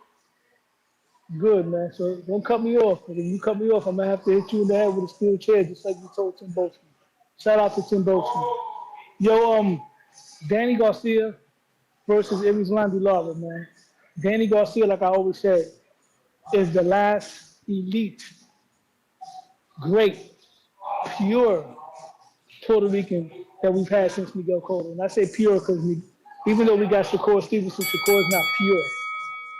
Danny Garcia is pure Puerto Rican, the last great one that we had, and I'm really looking forward to him closing out the last part of his career with a couple of big wins. I feel that he owes the city of Philadelphia a nice fight at the Wells Fargo because I was there for the Boots Ennis fight, and the crowd was electric. It gave me Barclays Center type of vibe, but with a Philly touch to it. So I hope Danny Garcia can win this fight and then give us one last fight against Keith Thurman at the Wells Fargo Arena. As for Edgar Berlanga, I'm someone I was blocked by Edgar Berlanga for some things that I said, and I always I go hard on Edgar Berlanga, but hopefully he could at least be competitive, man. I hope, I wish good things for that kid. I hope he has a great career, and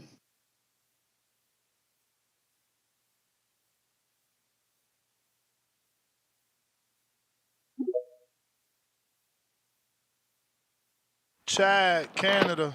Hey, Ness, how are you, man? I've only been listening a little bit. Like, it sounds like everybody's loving this Danny Garcia and Lara fight. Yeah. But my first instinct is like, first of all, what's Garcia done in the last few years to earn a championship fight? Nothing. And let me ask you, is this helping middleweight, a division that's been a misery for the last 2-3 years, with champions allowed to sit on their belts? Lara, since he picked up his belt, has not been challenged whatsoever. And now we're going to throw Garcia at him? I mean, as much as I feel like Danny doesn't deserve the fight, I want him to beat Lara. Someone's got to take Lara off the shelf, man, and get him out of that position and take that belt. My only concern with Garcia getting it is that he's going to do the same thing and sit on the belt, just like Lara's been doing, and taking whack fights and not fighting mandatories. I mean, I don't know if they came down all the rankings and offered everybody, and Garcia was the first one to accept, but I'm going to assume it wasn't that way. I mean, what about Shiraz, man? I know there's business and politics to making these fights, but Shiraz is ranked #1 in a couple divisions right now and ranked ahead of Garcia in the WBA. I mean, are we going to start taking middleweight seriously and restore it to greatness? Or are we just going to keep doing this? You know, shitty champions and shitty fights. That's it, man. That's all I got to say, man. Yeah, I'm well, I going. think that's the thing. There's no name value. That's why Danny could just jump out of nowhere and get a fight. Like, look at Johnny Beck, right? Like, who's he fighting? Who was he going to fight before that whole incident happened? It's like there's just no name value there. That's why people say that division You may is, feel like it's your time, not but it's popping not because your there's time. no names. If there were names, if Canelo was there, this wouldn't be the issue. So that's how Danny jumps, ahead of someone so easily. But phone lines moving. Jay Swift.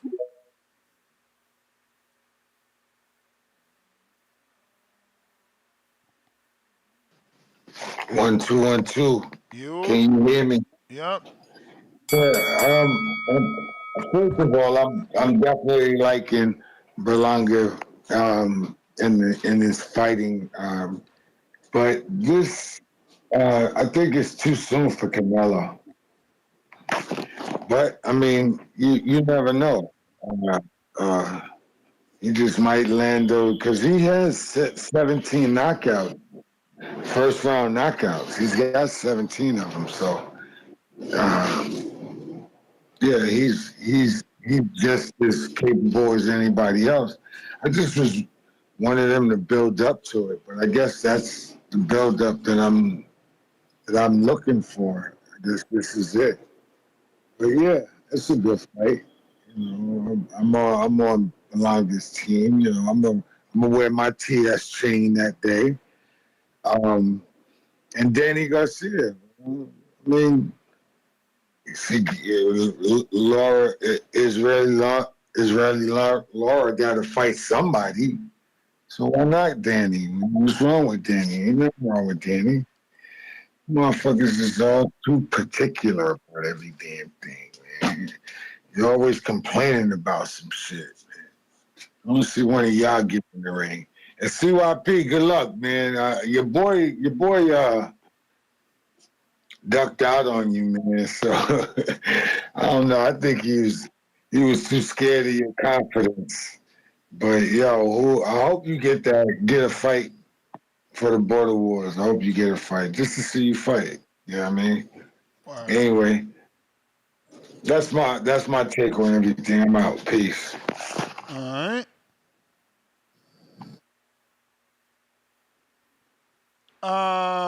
Let's see who's next. Jay Will in Ohio. If you're watching this on YouTube, go ahead and smash that thumbs up for me. Free 99. If you ain't subscribed, go ahead and do that. Yo, can you hear me? Loud in. All right. What's up, Ness? Another day. It's just I think with the whole Berlanga fight, man. Like for instance, the previous fight he had with Munguia, I accepted and I liked it. You know what I'm saying? And I thought it was a decent touch-up fight. I didn't think Munguia had a real threat to beat him, but I just knew that fight would have moments where it'd be competitive, that's how it turned out. And even when you had the show saying, is it going to be Berlanga or is it going to be Munguia? I called and said, I'd rather have Munguia. I just think Berlanga is just nowhere near ready for Canelo. He will get stopped. And it's just like, I think a lot of people's calling in who's kind of not feeling the fight. I think it's just the series of fights that Canelo's given us over the past 5 fights that none of these fights have really been competitive from the jump. And so, he's able to fight these fights where these guys don't even have a shot to beat him, and he can still hold down a top 3 or top 5 pound for pound spot. And I just think, that's where most of the fans have their issue. It's like, all right, we understand he's put in a lot of work and he can pick and choose who he wants to fight. But it's like, you can't have it both ways. You can't fight people that have no chance of beating you and still be considered pound for pound, especially when those performances are not spectacular. You know what I'm saying? He's not doing anything that raises the eyebrow in any of his last 5 fights, and none of the fighters that he's fighting are raising the eyebrows as well. So it's like you can't really have it both ways. And then, a lot of you guys get clever and try to okay this type of shit. And it's like you brought up the Rocky Martinez and Salido. Well, Rocky Martinez fought Salido for a belt. Salido had something to offer, even though he had 13 losses at the time. What does Berlanga have to offer Canelo? What did Salido have when he fought Juanma? What, who? What did Salido have when he fought undefeated Juanma? I mean, probably nothing, but exactly. So that's still different. Your justification is a belt. I'm just telling you, Puerto Ricans fight Mexicans, bro. You just don't like it. Man, I get that. I get it, but it's just like, all right, I could get that fight if it wasn't coming right off the back of the Munguia fight, and that's my thing. That's where the Canelo. These are two detractors are. But that's what I'm saying. Like, why isn't David fighting undefeated contenders? These are two undefeated contenders. I get what you're saying. I'm not saying he's right. You're saying fight better competition. I'm saying he's fighting better competition than anyone else. I already went through this. I'm Berlanga on Billy's name, resume is the biggest name. On Munguia's, same thing. Like, it's the same thing. Well, if Munguia fights Benavidez, that's the second biggest name on his resume. Like, I give you that, but I think we all know. I think we all know that. But Jay Will, Munguia, you and I know each other for like 7-10 years, bro. Like, when you gonna get over it? You can't keep putting the blame on Canelo when he's fighting people. Like, he's fighting people. Let me finish. The reason why somebody like Benavidez can't get those fights that you just mentioned is because even Benavidez himself, Munguia, and Berlanga all were trying to get the Canelo fight. So they're not trying to risk losing to Benavidez. That's not true. Remember, Benavidez's dad told us that he was in negotiations with Jaime. And Jaime turned it down. Again, maybe you ain't do what you needed to do. It's not our fault. Or Jaime wanted to wait for Canelo. Again, you give everybody an excuse except Canelo. I told you that, like, I get those fights that Canelo, he earned the right to fight some of those fights, but it's just like, it's been 5 fights in a row where he's not even fought anybody that has any kind of threat to beat him. Okay, and so eventually. And Jaime, before the Canelo fought, 30 fights in a row with no threat. 30. He's not labeled as the cash cow or pound for pound top 3 either. And Plant, nobody had the balls besides me to say, Plant had 3 Trevor McCumbys on his resume. Where the fuck is Trevor McCumbee on Canelo's resume? Let alone 3 of them. Like, you dudes put these unfair standards on only Canelo. Look at M. Billy's resume. Who's he fighting? He's about to fight 40-year-old Derevyanchenko. Y'all only criticize Canelo. But let's criticize Berlanga, who he fought. Oh, let's criticize Jaime, who he fought. Oh, he got a Canelo fight for fighting Derevyanchenko. So M. Billy doing the same thing. The only one that fought somebody is David. And I was beating the drum for David. He not getting the shot. He fucked up. He didn't call the mandatory. He asked for a 75-pound fight. He asked for fucking extension after extension and then decided to stay there. Not our fault. David Morrell moved up for money. Not my fault.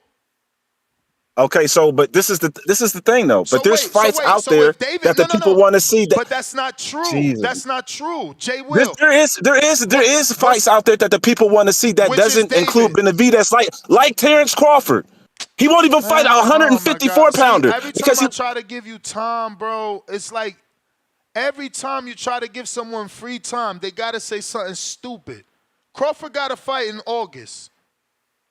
So what are you supposed to do? Announce a Crawford fight with Crawford still having a fight? Like, bro, come on, man. Trying to give you time, trying to, like, let you get it off your chest because he got issues, bro. We know each other like 10 years. You can't keep blaming Canelo. Like, I lived through the dude's career. How long we going to blame him? We've been blaming him since before the Trout fight. Then that happened. And Lara happens. And let's get back to the point. David, both of them left. Who's next? Jaime. He beat him. Who's next?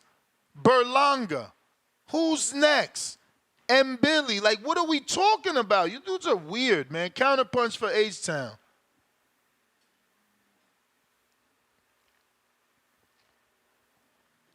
He won't even fight Crawford. Crawford got to fight, man. Guys are crazy. Let the man win.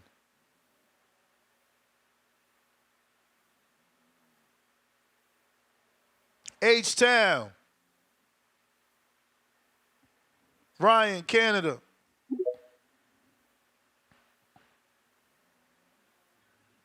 Yo, what's good, Ness? Chilling. Coming live from the 6, my guy. Yeah, I ain't been back since I told y'all that Ashton Silva and Lucas Body fight was gonna be a movie. Fuck. Only you know, Ness. You was telling the people too, man. Word. But shout out to Lucas Body, man. It looked like Kid Austin sidestepping him now. But it is what it is. Shout out to Canelo. He's only doing what he could do, man. Like this Berlanga's the other big name in the division now. David done left. You know, who else? And Billy's got a fight with Derevchenko. Jaime Munguia's getting a fight with Bazizian, whatever his name is. So it's like, well, yo, why couldn't David get the fight with Jaime? Because Canelo got the fight with Jaime. They're both PBC. So like I'm confused about it, but at the same time, it's a good event. It's turned out very good. Obviously Caleb Plant's probably gonna get thrown on this event too now that he's got the fight canceled with Trevor McCumbee. He's probably gonna slide in here. Jermell Charlo talking about he coming back. You think they could slide him on too? Or he just gonna ask for too much money? Yeah, they ain't signed him on this card, man. We can't get that excited. Ain't no Turkey Al Sheik funds behind this. I'm already shocked Danny and Laura on this card. That's a strong strong co-main. That's two big names in the co-main. You know, Yeah, I'm surprised. Laura's old, but he's still a name. Yeah, I'm surprised Turkey's not involved. He already gonna be there for the UFC. Might as well just slide on to the boxing too. Make it a Rider season weekend in Vegas. Yeah, But shout out to the Turk, man. Shout out to him, and like this really opens the door for Crawford because of David's going up to 75. So like Crawford's got the fight if he can tell the Turk, yo, let's get it done. But it's up to Canelo. Obviously, he said he's not gonna get credit for it. So you know, it is what it is, man. But shout out to everybody. Shout out to TBV. Shout out to the whole nation. I'm out, man. Gotta take care of these kids, you know. Peace. Bravo.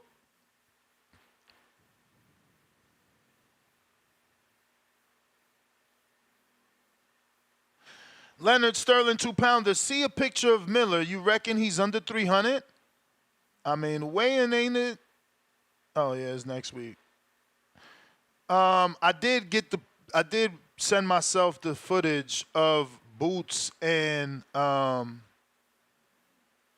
Miller to show it to y'all. Perfect segue since you brought up his name.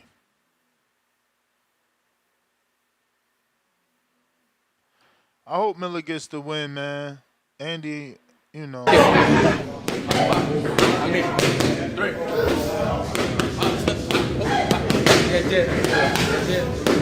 You on point right now. Slip my hand, up my hand. You know my heavyweight, right? I know. I'll get it. Go. Pop, catch. I'm next. Pop, catch. Pop, slip. Pop. Yeah. Slip, roll. Rock back. Roll. You'll get it. Got it. Yo, and that shit hard, man. Don't get it twisted. You got to remember that's a heavyweight. Like they don't throw the same amount of punches as welterweights, let alone featherweights. So, He's working. So roll again. Right back. Roll. My boy working, boy. You see that, T. Vaughn? My boy working. Yeah, we gonna make un lechon out of fucking Andy. Un lechon. Clifton, what up? My man got Clifton on there. Cliff, my bad. Yo, you got like how many followers you get? Like 100? Nah, you gonna have to jump out, jump back in. It ain't working. No working. Hawk, Maryland.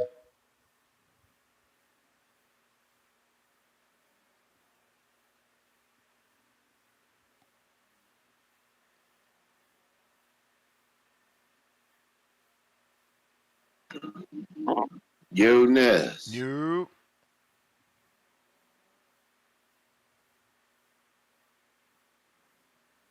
Can you hear me? I hear you. Oh, okay. What up, TBV? What's up, Ness? How you doing? Chilling. TBV number one. Yeah. So the Canelo Berlanga big thing. Like I said, David kind of took himself out the queue on that one. So I really can't argue on that one about the Canelo Berlanga. I don't think Berlanga is really ready for the moment, but we'll have to see. I can't discount him or discredit him.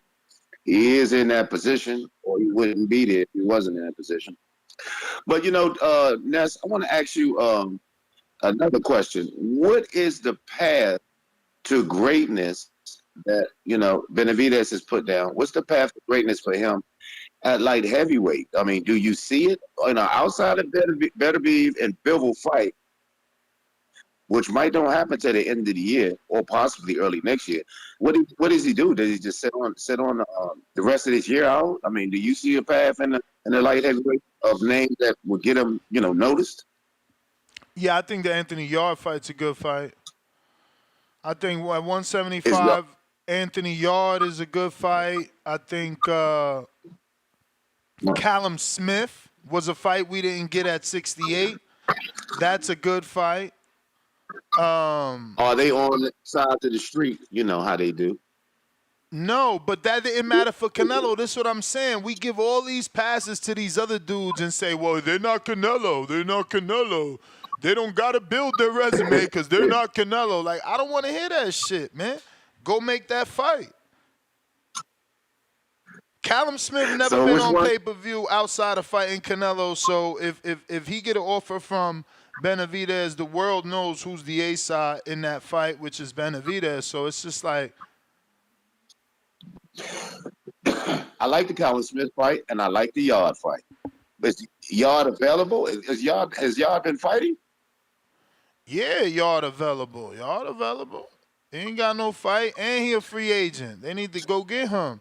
And then you got the Ramirez fight. Like, he got a path to greatness. He can move up after this, fight Ramirez for cruiserweight. That's what he told me he wanted to do anyway. He did. He did say he wanted Ramirez.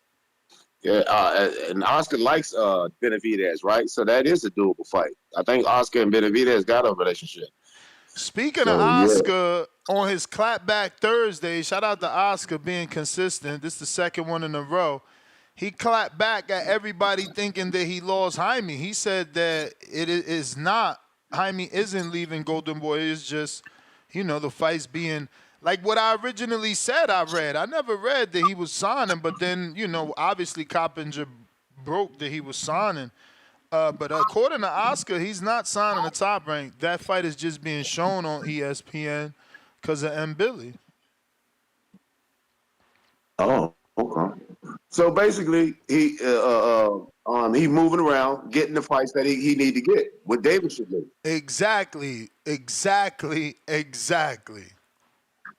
All right, but I'm with it, man. David got to get out there and get them fights, get them names, man. Get them names and stop even mentioning Canelo. Get them names and get them fights, man. I'm down with that shit. He got to. He can't sit around and listen to everybody else complain for him. Get out there and get a fight this year. He need to get on it this year.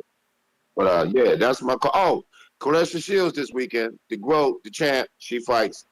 That just put that on notice. But yeah, that's TVD, your number one, my brother. You already know, Hawk. You the man.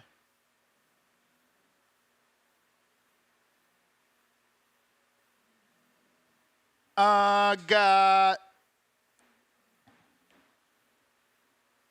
H-Town, you ain't around. We got De Lo Mio, it's going down. Yo, you hear me? Yep. Man, you already know what time it is. Y'all David Benavidez fans, it ain't Berlanga's fault he got the fight. It ain't his fault he got that scrap. It ain't his fault he put all the miles in. It ain't his fault he had them 16, 17 first round knockouts in. You know whose fault it is that David Benavidez ain't got that Nelo's fight? David Benavidez. That's whose fault it is. Y'all hating on Berlanga, it ain't his fault. I'm tired of your David Benavidez fans back here mad. Berlanga don't deserve the fight. Yeah, he don't deserve it. He earned that fight. What'd he do? He ain't complained. What'd he do? He got in the ring and swung. What'd he do? He trains out here. He's out here living a clean life, not on drugs, not blowing weight. He earned that fight. So y'all can keep hating, but my boy Berlanga's coming. Yeah, what he do when he was at Caleb Plant's face? Caleb Plant ain't slapping. Why he ain't slapping? Because Berlanga got some steppers with him. That's why he ain't slapping. He know what's up.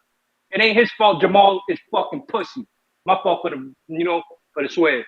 It ain't his fault Jamal's out here in depression. It ain't his fault. But Berlanga, the diamond tester, bro, don't play with Berlanga. Berlanga's jewelers are all official.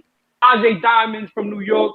He's been Rafael in court. He's been with Danny from Queens. Bro, don't play with Berlanga, bro. He's coming. He built the crib. He's out here flexing on y'all. Yo, y'all hating ain't getting paid.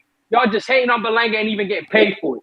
At least if Ness was hating, which he ain't, he would have been getting paid for it. Y'all should get in y'all bag, hit the miles, hit the punching bag, man, get y'all bread up. Because Berlanga's coming and he's about to surprise on y'all. He's about to surprise most of y'all. He's about to give Canelo a tough fight. He's a real 168-pounder. He's not a flabby 168. He's muscle. He's 6'2", straight muscle, power in both hands, and he's tough. He got up when Cazares did that little slip, when you know that little flash knockdown. And that was a former challenger for a title. That wasn't no bum. That was a former challenger. Yeah, maybe McCory wasn't on that level, but man, he was ranked like 3 in the WBA. He was fighting somebody to get there. Y'all some haters. Look at that. What he did to DeMar Nicholson. He's the one that weakened DeMar Nicholson from a Billy down the road. He's the one that weakened him. Look at, come on, cut it out of here. That's a tough guy right there. But Berlanga's coming. Y'all can keep hating on him because David ain't get the fight. David ain't get the fight because he ain't disciplined. He wasn't clean. He had a couple times to get that fight. Why ain't he never unified with Callum Smith? That's Berlanga's fault? That's Berlanga's fault, right? Or that's Canelo's fault? Why ain't he do something? Why ain't he do nothing? Why ain't he unified with Gilberto? Gilberto was at 168 in 2018. He could have unified with him. Oh, he was in PBC. Gilberto was in top rank. I don't know, man. It's a lot of excuses for no unifications, for no big fights. The only guy he did give a chance to was Boo Boo, and Boo Boo was a 154-pounder and a 160-pounder. Yeah, it's easy to give a chance to a smaller guy and then try to say, oh, you didn't give him a chance. Yeah, Nello didn't give Boo Boo a chance. Why? Because Boo Boo didn't fight no one to earn it. Even though I wanted to see that fight because I think Boo Boo would have gave him a different look. But I'm out of here. It's not your time. All right. Brambo, what up? What up, Nash? You can hear me? Yeah, my bad last time. Oh, no, you doing? Hey, man, no, I like the fight, man. I like Berlanga. I like Berlanga's character. I respect the Puerto Rican-Mexican rivalry. I think it's going to be a big fight. I'm definitely going to watch it. I'm going to pay for it. I'm going to be excited for it. But you know who I've been talking about all week and who I've been watching all week. It's on YouTube, old fights, And I think folks need to put a little bit more respect on my man Chris Smoking Joe and Billy's name, man. Bottom line, listen, we all complained about the fact that Shakur Stevenson didn't let his hands go. And Billy is the total opposite. Yeah, he ain't the smooth fighter that's going to make you miss and all that. He'll get hit. But I think because he trained with better Biev, he probably be sparring better Biev, he ain't really worried about what you hit him with. You're going to have to make him respect you because he coming. He coming the whole fight. He going to be in shape. He going to throw punches the whole round, every round, relentlessly. He coming forward. He bringing pressure. And he'll do a pivot on you and catch you. Knock your mouthpiece clean out. We seen that. The last dude, he didn't get to really show nothing against the last dude because the first body shot he hit the dude with, dude couldn't take it. I feel like, and Billy is ranked number 1 in the WBC, right? And Billy, yep. Yeah, and David was the WBC interim champion, right? Yep, that belt gonna be vacant now. Right, so They how that works? So will Billy get rewarded if he win this fight or what? He got to fight for it, or they ain't gonna like email it to him or step him up into that position? How that works? Nah, I mean, you got to fight for that belt, and it's got to be a reason for it to be on the line.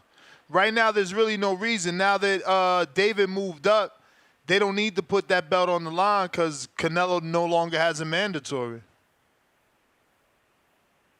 So how can Billy become Canelo's mandatory? How can he win that belt? He got to get in a final eliminator. Oh. So you think the WBC would have ordered David to fight Billy here soon? Would the WBC had ordered David to fight Billy? I actually sent that to Mauricio Sulaiman himself, and he said that's not true.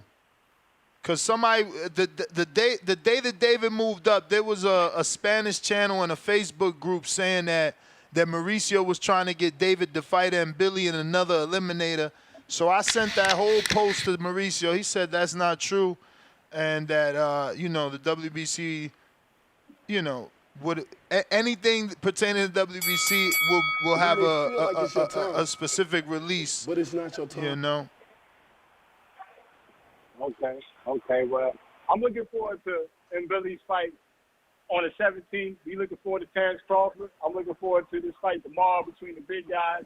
But I think people should stop complaining about Canelo, man. He has earned his right to fight whoever the hell he want to fight, man. And, he, like you said, he giving the young bucks a chance to get a shot. He giving all the contenders a shot. He had 168. At the end of the day, David lost his belt being unprofessional twice. Had he not lost his belt, he could have been the one racking up all the belts and making Canelo want to fight him. So we gonna place a little bit of blame on David too. That is the bell, player. That's the bell. I love you, but that's the bell. Y'all be making me the bad guy out here. Machine Gun Matt, $2. Fat Andy on Upset Alert. Big Baby been active. Yes, sir. B-Lo member for 40 months on that prospect level. But you see, B-Lo's a prospect, but since he been a member for 40 months, let me screen share real quick, because people be like, yo, why I'm a prospect? No, it ain't my fault, fam. It's your own fault. You got to stick around for a minute. That's how you become a champ. Look at my man, B-Lo. Come on. Why they ain't do it? Right there. You see him? Hands in the air. Champ status. Yeah. He said, you see Snoop at the Olympics? Where Cam? West Coast? West Side? Yo, Cam ain't going to the Olympics, fam. You know what I'm saying? That ain't his thing, fam. You know what I'm saying? He got a deal out here in the wind doing his thing. Lake County, $5. Boxing needs to get behind Blas Slavan. Val Saint? Blas Valsaint in the middleweight division. Oh, I think I seen this kid on, wasn't he on Pro Box once?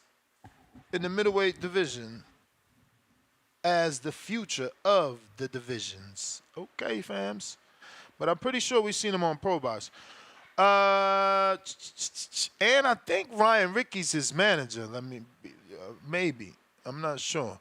New York Giants for life, $5. Bro, when Canelo steps on Berlanga and on to the next fight, a.k.a. another lame fight, I don't want to hear no more Canelo de-glazing no more. Why y'all hating? Why y'all hating? This is what I'm saying. Only Canelo receives hate. Look at Lara. Lara fought Zafata, and he gets to fight Danny, whose best career was at 40, coming off a 2-year layoff, and no one's mad. They're actually happy for the fight. They're excited. It's only Tank and Canelo that get the hate, and I guess AJ too, right? AJ, like the top of the all the way top, they get the hate. Brambo, damn, what happened? You couldn't hear me? I didn't, but we fixed it, and we got to your call. We got a counterpunch for Gvon, courtesy of Tavon Burns.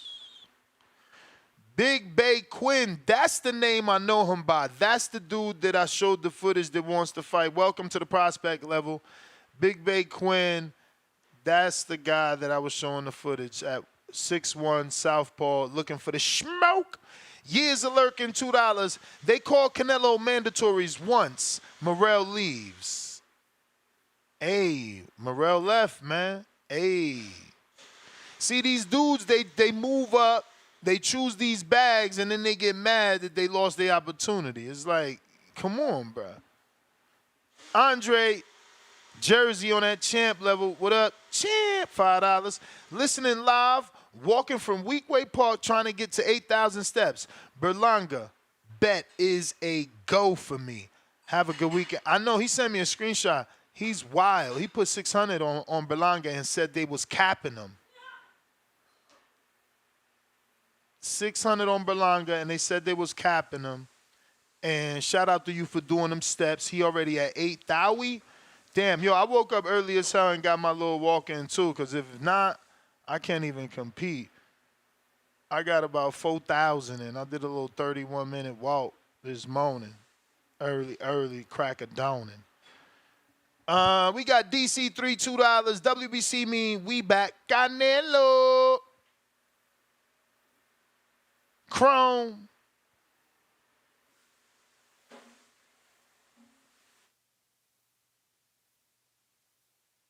Chrome on Discord.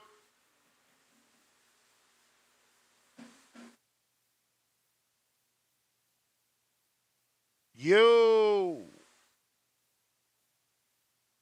All right, keeping it moving. Vega.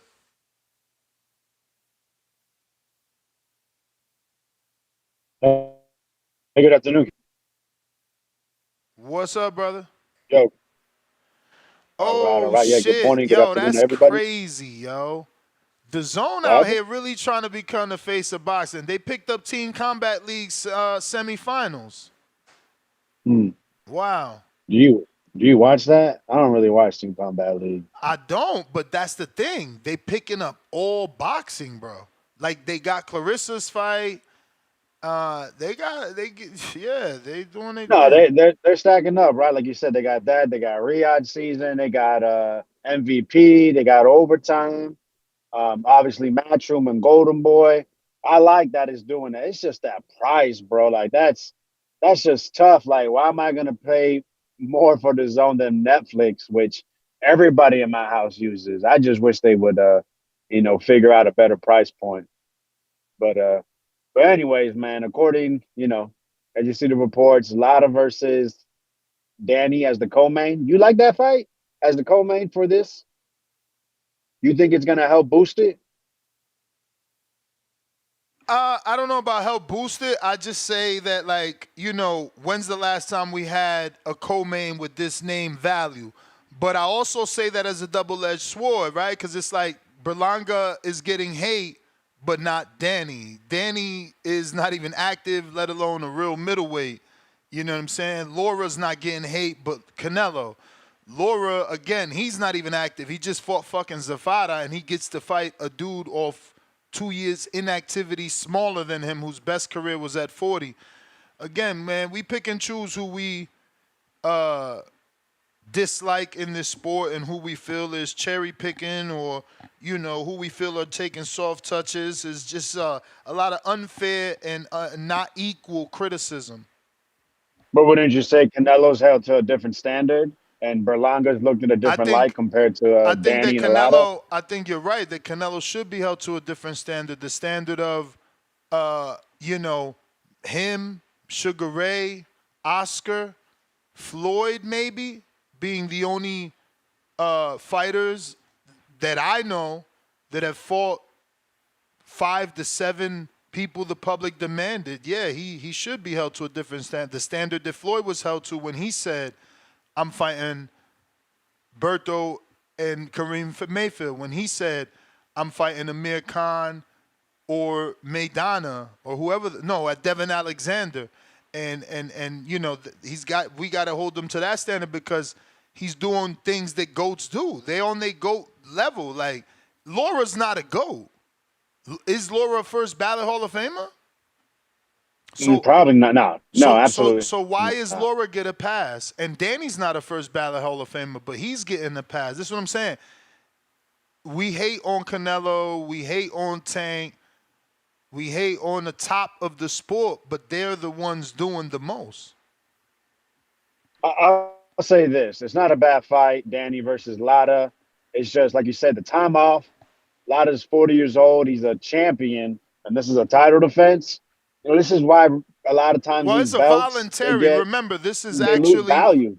But remember, this is actually within the rules. He did his mandatory versus Zafara, so this is a voluntary defense. And Danny's ranked, I think, number 11. So this is all legit. There's nothing But why is political. he ranked at 160 when he had one fight at 154 2 years ago? Yeah, that's But the only why? thing. That's the only thing. They had him there knowing this would They can happen. fight. They had him there knowing this would The belt happen, is you know? But I think my service is back. Can you hear Nah, you sound fine. We hear you. me? Can you hear me? Yes. Okay.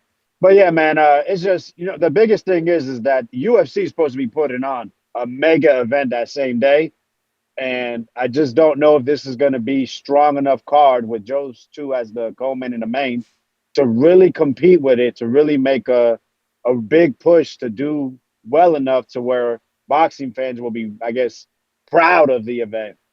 Dana White has been eyeing the Sphere, been eyeing this day, and I think we know Dana White can put on some great events, and he's been very consistent. So hopefully the undercard is stronger. Will help strengthen it, I guess, even more, and we'll go from there. But not a bad co-main event for what may take place in the ring. It's funny, Garcia seems to be a little more using his feet, and Lada's being a little more flat-footed. Who knew, especially 5-6 years ago. But it is what it is, right? That's what we got to say. This is what boxing gives us, and we just got to take it. Don't bitch or complain, because then you'll be bitching complaining every time. Huh. Hey, man, shout out to Border Wars and Days, man. I heard you in South Florida. Yo, if you need some sparring footage, I'll tell you what, I'll help you out. We can meet up and we can do something, man. But don't just say yes next time when someone says, yo, do this, let's fight. Just say yes instead of, call in. All right, man, that's my call.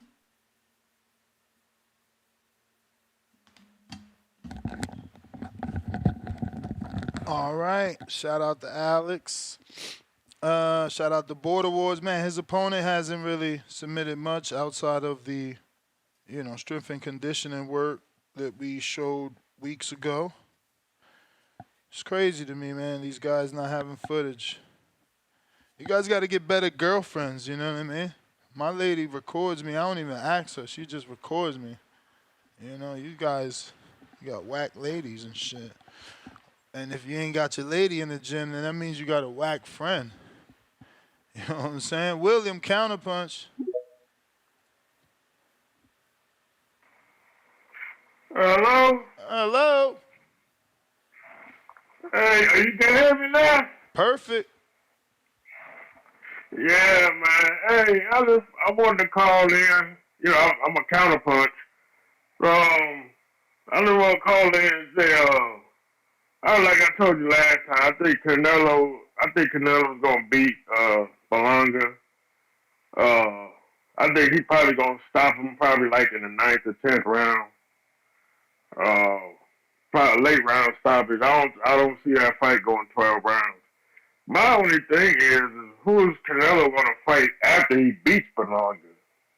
That's where the problems are gonna come in. You know what I mean? I hopefully he can fight M. Billy. But then, shoot, who else is at 168? And then the IBF belt became vacant. So who's going to get that IBF title? You know what I mean? That's another thing. I'm surprised nobody talked about that. The IBF. We talked about it. The Cuban dude's gonna get a shot, and he's got some money behind him, some German people behind him. So maybe Canelo goes to Germany to re-undispute due to the money that they're gonna put up. Okay. Shoot. Cause I'm like, that just became vacant like what yesterday, and then Laura versus Danny Garcia. I'm picking Laura to win that fight. I ain't gonna lie. I think Laura wins. Cause the problem with Danny Garcia is I think he's just a little too flat-footed for Laura. Laura, even though he's in his 40s, he still can move around.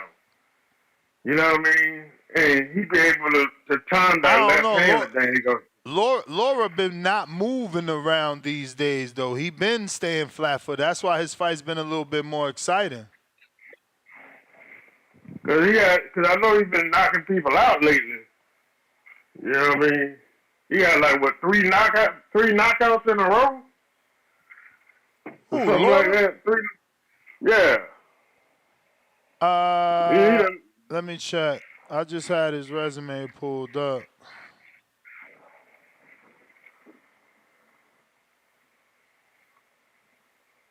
Laura, I mean, he is on 3 knockouts in a row. They are all very like spread out though. One in 2021, one in 2022, and one in 2024. Yeah, so he been letting his hands go lately. I mean, it could be that or the opponents. I mean, it's Thomas Lamana, Gary O'Sullivan, and Michael Zirafa. Yeah. And then you gotta remember, Danny ain't fought in about 2 years. Yep. No, not about 2 years exactly in 4 days. Yeah, he gonna be rusty as hell. A lot of people don't realize if you boxing and you're not in the ring for if you boxing and you ain't in the ring for like a year, you're gonna be rusty as hell, man. Like for real. Feel like it's your time, but it's not your time. That's the bell, player. That's the bell. But remember, get back in queue. You still get your free call. Cliff, what up? Hey, yo, what's good? What up? Y'all should hear me now. I'm in the Wi-Fi. We hear you. Yeah, I've been thinking about this Canelo situation, and this time, like, we gotta keep it real, cause when you really think about the division and everybody that's in it, when you remove David from the list, he is actually fighting the best fighters. Like there's no who would we say Paul Berlanga is not ready? Well, who would you really want to put in there over Berlanga? If you can't get David, Munguia, the Berlangas, I don't really like Billy, to be honest. If you swap Billy for Berlanga, I feel it's the same type of like skill level, and I think Berlanga's gonna bring way more money, a way better event, and I think Berlanga got heart. He seemed like Munguia almost is in awe of Canelo. Berlanga seemed like that kind of arrogant New York type of attitude where he gonna probably get himself knocked out, but he gonna try to rep. He gonna try to put on. He gonna try to knock Canelo out at least. He's gonna really do that. So I don't see how we could complain. There's nobody else that's better. David Morrell moved up too, so it's not like David Morrell really wouldn't be a better opponent neither when you go by resume. So like who would you want to fill in for these fighters that we're complaining about? If you could, nobody but David. So David moved up. We got the controversial if he's ducking or not ducking. And besides that, like Canelo is fighting who's available. You can't be mad at him. Only thing you could be mad about is David. That's it. And supposedly David can't make the weight no more. So that's water under the bridge. So what you gonna do? What's there really to complain about? You feel me? Or I'm missing something. You got better opponents you would want him to fight. You know I ain't complaining. And Yeah, you you said seem it, like and you you said everything I've been saying. So I don't know what you're talking about. Like, well, I ain't been listening Berlanga to would be the biggest name on half these dudes' resume. Right, but even outside of that, like the division ain't got nobody better to offer. Like Word. who you gonna put in there? Like the old big Charlo. Like there's nobody else. Like so that's why Canelo. What is Canelo gonna do as well though? Like is he gonna move up to 75 because he's basically Nah, he clearing out the stay division. there. He just keep clearing it. Bro, before y'all got into boxing, bro, B Hop did 20 title defenses at 60. And Punch de Leon stood at 30 or 26 his whole fucking life. Like, people don't gotta move up. That's some new shit. Stay there. You Stay may there and feel be like the it's your man and time, give every but it's boots, not your every up time. and coming boots guy a shot. Word, word. All right. All right. I mean, look, he already done beat undefeated Jaime. He could be undefeated Berlanga. He could be undefeated Mabili. You know what I'm saying? And then reset. Who's next? Undefeated Skull. You know, get my belt back. Vladimir Shishkin should be undefeated. You know? I mean, he could just stay right there. Kevin's Lily Sajil should be undefeated. Beat on him too. H-Town. What up, Nez? Can you hear me? Mm-hmm. Hey, time, baby. Nah, man. Like I said, I'm not a big fan of the Berlanga fight, but I understand the Berlanga fight. These days in boxing, either you're gonna corner the cash cow, like David had him cornered, but I don't know why. I don't know, man. I don't know what the hell he was doing once he started. I got him cornered. Now I'm gonna leave. But either that or build your name up as a star. And Berlanga, I mean, love it or hate it, he's been building his name up as a star. He might not have the quality opponents or whatever, but we know who he is. Everybody knows who he is. Um, it is what it is, Ness. This is what we're doing now. Shakur needs to go ahead and take that Tank fight, and we need to move accordingly. I guess this is the new way of boxing. You got to build your name as a star, and as long as you stay undefeated, you're a valid opponent for a champion. I guess no matter who you beat. I'm out, Ness. All right.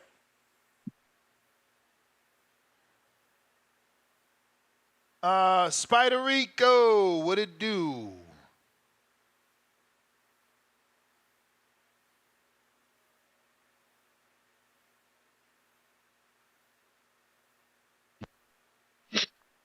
Hey, what's up, God? What up? Yes. How you doing, everybody? TBV Universe.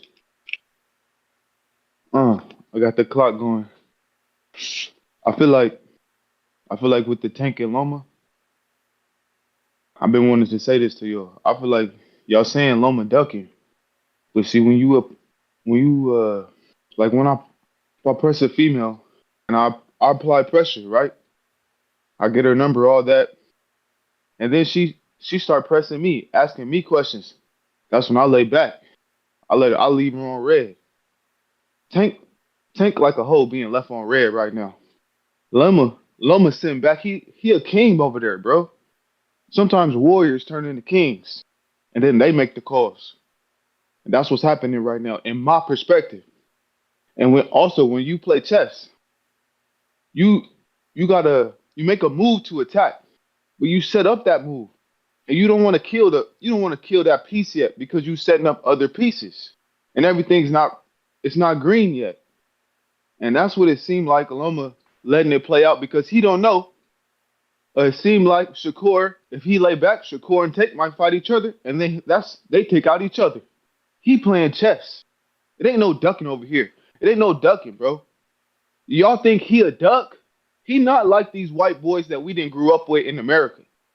He a chess player, and that's war. It's a tactical thing, and he going for the knockout in the 11th round against Tank because all these Ukrainians they fight the same way. And when I saw the Ukrainian that fought David Benavidez, I feel like he beat David Benavidez. Towards the last round, the 11th round, David was getting beat up. His little punches wasn't doing nothing. That's what I felt like. That dude was That dude was huge, a giant. Okay, and then as a La Blandetta or however y'all say that, that means he's a part of the cartel. David Benavidez has affiliation to the cartel, and so does Canelo. If the cartel say back up off Canelo, you gonna get your chance, or we say you get your chance. That's what's happening. That's the truth. Y'all don't want to say that there's other ties going into boxing. They put all type of money into these fights, illegal money. Okay.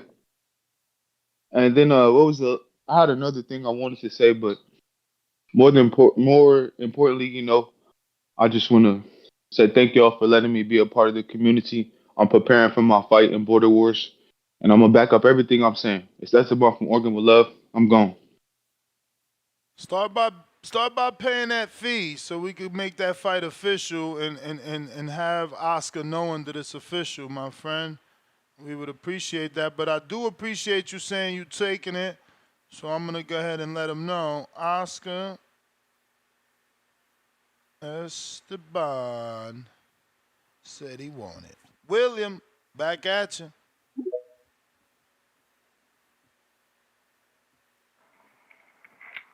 Yeah, can you hear me?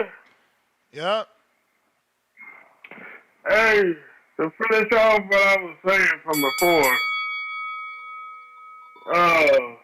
what do you think about the Joshua versus Dubai fight? Cause people, I realize nobody ain't really talking about that fight. I like that fight. I mean, there's not much to talk about, man. These dudes got to give us, stuff to say, But outside of the, controversy that AJ stirred up by asking why he hasn't gotten drug testing yet, and speaking of Daniel Dubois, but since then, Daniel Dubois has shown that he was signed up to VADA, so we back on track. Yeah, cause I think Dubai. People don't realize Dubai he's actually the IBF champion. They elevated him from interim to full champion, and I think he has a good chance to put Anthony Joshua to sleep. You know what I'm saying? But another thing is David Benavidez. Do you know who he's trying to fight next at 175? Nah. His last statement was they're waiting for the winners of Bivol and Benavidez. Yes, sir. And I think if he fights Benavidez, I think Benavidez is gonna knock out Benavidez. So yeah, I think he has a better chance against Bivol, but against Benavidez, no. And let me see. Oh yeah, I think Loma ducking Tank. He ducking Tank, and you heard anything about Tank and Shakur trying to fight in November? Yeah, I mean, we did a show on it yesterday. Ford said, they're gonna send him an offer, and it's on him to accept it. Oh, okay. Because you got Loma and you got that other Ukrainian dude. I think he's the WBO champion. He another champion at 135. So hopefully Tank try to be undisputed. Yeah, man, that's my call. All right, y'all have a good week. Y'all have a good weekend. You too, champ. You too. Let's see what we got here. If you're watching this on YouTube, don't forget to hit that thumbs up button. It's going to help with the visibility of the show. And if you haven't already done so, go ahead and subscribe to the YouTube channel. I'm trying to get to that next goal of 226,000. Right now we're at 225,231. So we did gain a few. I see Drew. What it do?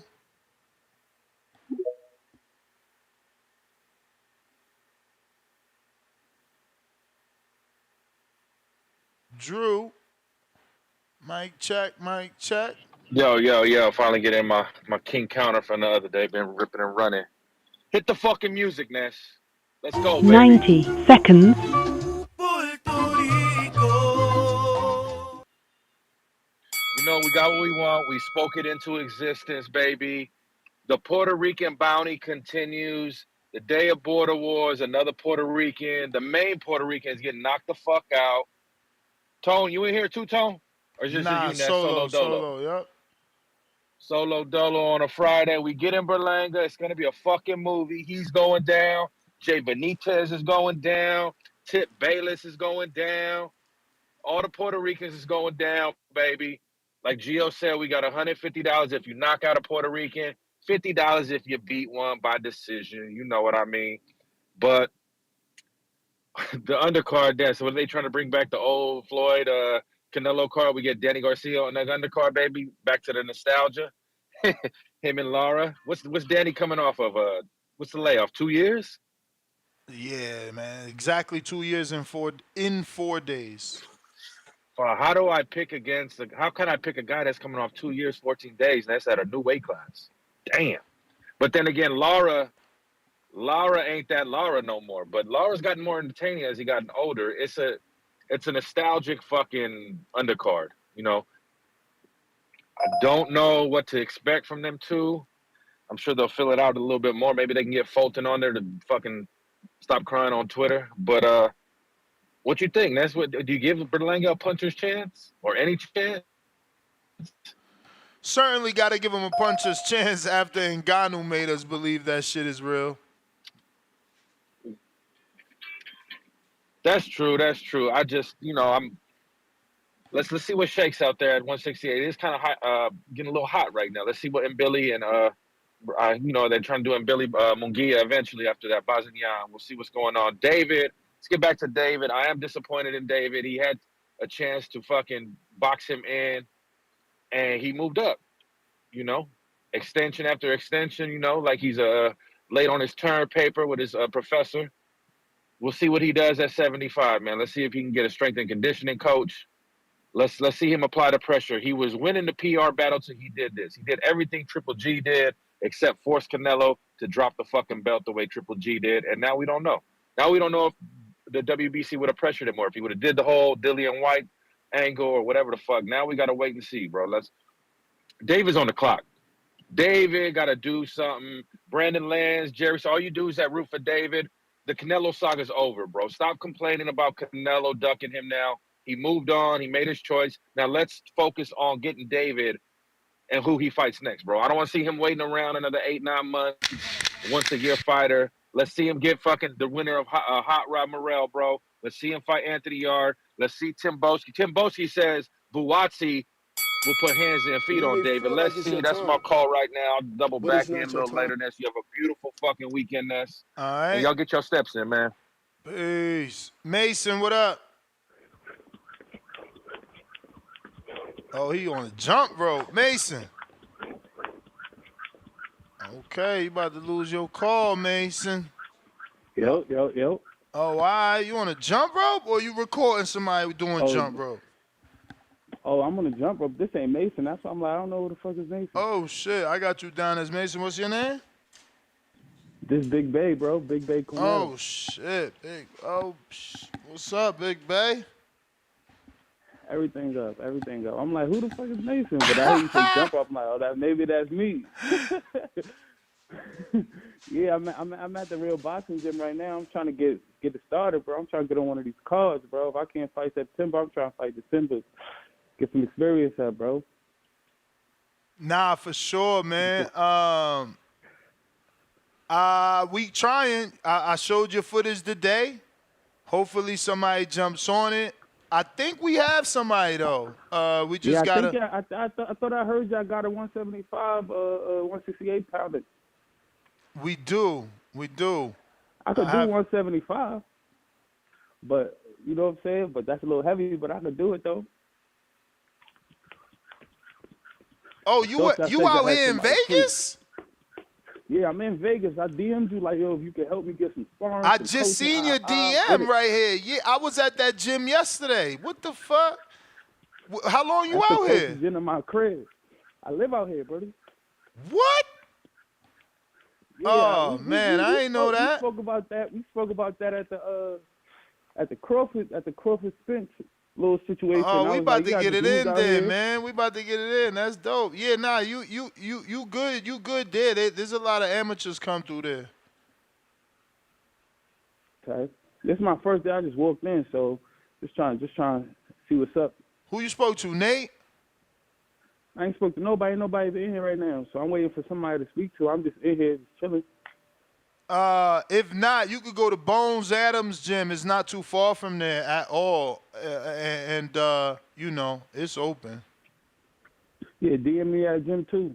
All right.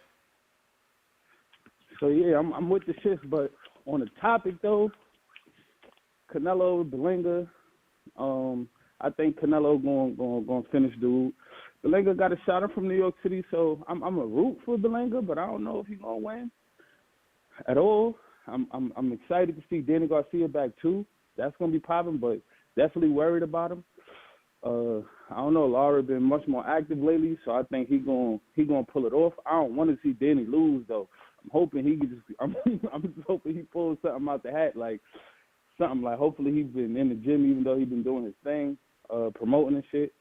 But we'll see, bro. But sorry, I'm sad that David kind of gave up on the Canelo shit. Unless what I think what happened was, David been in talks with Turkey Al-Sheikh. He like, yo, we gonna set you up this way. And Turkey Al-Sheikh like, we got that Canelo Crawford shit planned, so stay out the way type shit. So I think that's what happened. David going on another route, but he ain't saying nothing to the fans. He's still just kind of using Canelo for clout, you know, so he could stay relevant. But I think he kind of been gave up on that shit behind the scenes, and now we've seen it all play out. But it's kind of sad because we wanted that David Canelo fight, but I think they got different plans for David. They got different plans for Canelo, and we as fans taking the short end of the stick to see watching how the shit play out. Word. But yeah, it is what it is. Hopefully Canelo get one of these big knockouts, bro, with Berlanga. That'd be nice. Nah, But we yeah, let me know we ain't trying to see sparring, Berlanga hit stretch. me with some gyms and all that. You may feel like it's your time. Yeah, I got you. But it's not your time. Let's see here. If you're watching this on YouTube, don't forget to hit that thumbs up and subscribe. I got Leonard with another 2-pounder. DAZN been showing TCL for a while now. Oh, that's news to me. Back at us with another 5-pounder. You think Green would consider Danielle Perkins? She's fighting on Shields' card. Perkins dropped down to 178 last fight to see what she weighs today. I don't know that Shields would consider her. You heard her. She sounds like she doesn't want to move up or down until she settles that business. You know, that stuff that y'all was talking about with Haney, get it back in blood. Looks like she wants that rematch. We got Drew, what it do with the $2, $100 to tip's opponent, Emperor King, if he can stop Tip. Damn. Why Drew want to see him stop, bro? We got Chef G. Vaughn with the counter. Yeah, man. Shout out to whoever sent the counter. I forget who you said sent it. Tavon Burns. Tavon Burns, man. Shout out to you, man. But look, man, I'm really getting annoyed with the CYP shit. You see, I called in, and even though I touched on Border Wars, you made it about CYP and all this shit, right? I really don't want to speak about it no more, man. It is what it is. People can feel how they want to feel, but let me give everybody a history lesson, right? Because after this, there will be no more mentioning CYP, no subliminals, no none of that. Because look, we have a back on the Discord, right? Shout out to the Discord, and it's crazy that like certain people can get you to act certain ways. You get what I'm saying? And that's I don't be yelling. You get what I'm saying? I yell when it comes to my box takes. The only time when I'm yelling at anybody back there is because I'm trying to argue my point on boxing.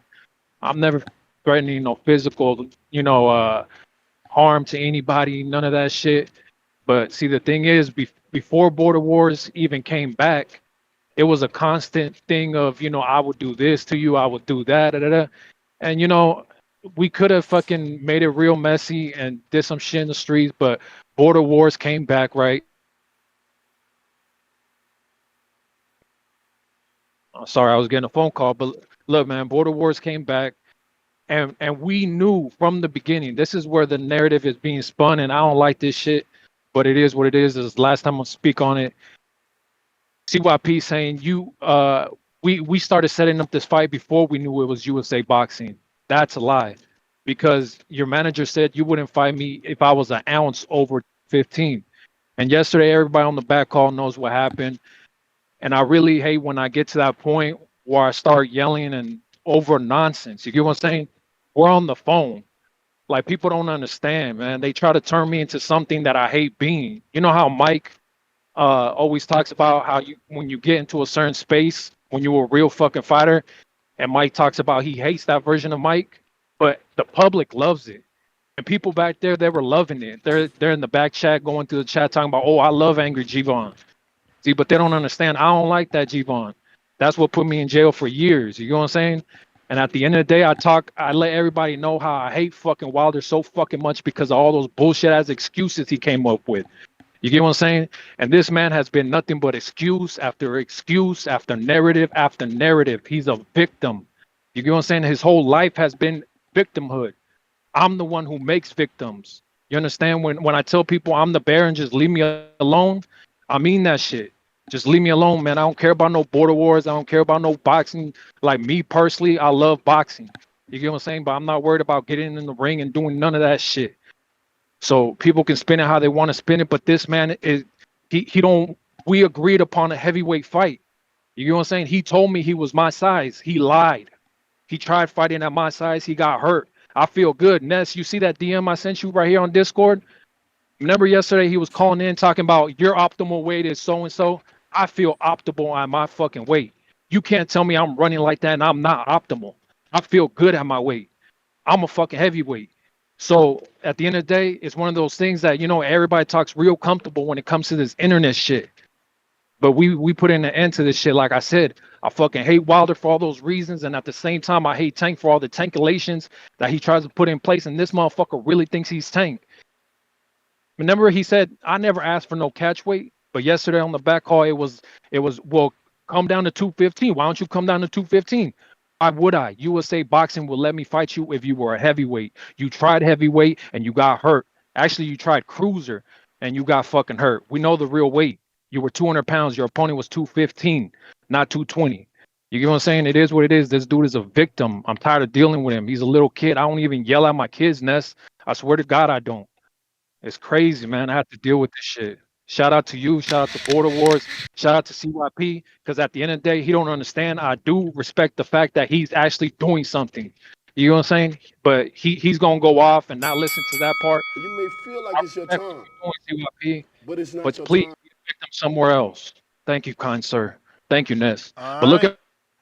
at Jerry. Hold on, Jerry. Fucking hell. Freaking hell. What the heck is going on? If you're watching this on YouTube, don't forget to hit the thumbs up. Tip counter.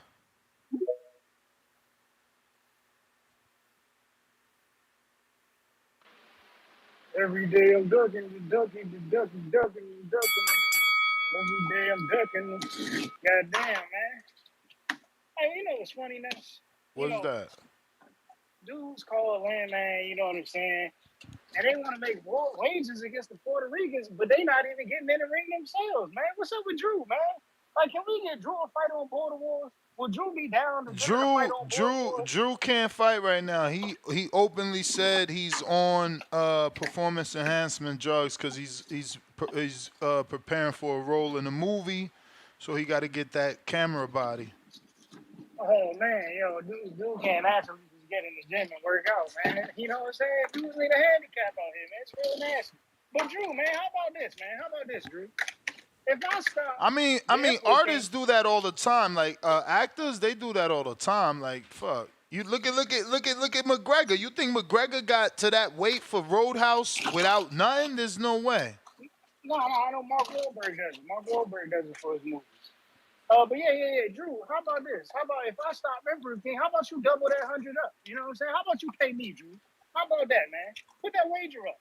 You know what I'm saying? You know what I'm saying? Call back and put that wager up. If I stop Emperor King, you double it up and you hand me the money. You know what I'm saying? How about we do that, man? I'm gonna be real. I'm gonna have to play devil's advocate. Can you stop him? You don't really let your hands go, man. I've been watching your footage. You gotta let your hands go. You on this, you know. Ness. I'm doing hard sparring, Ness.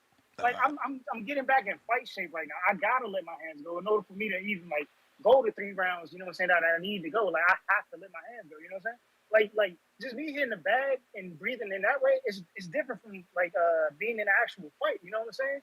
But like you gotta dig. You know what I'm saying? Your legs is giving out. You're cramping and shit. Like I'm getting back in shape right now. Like we just sparred Wednesday like on some heavy shit. Like I started to do 20 pounds heavier than me.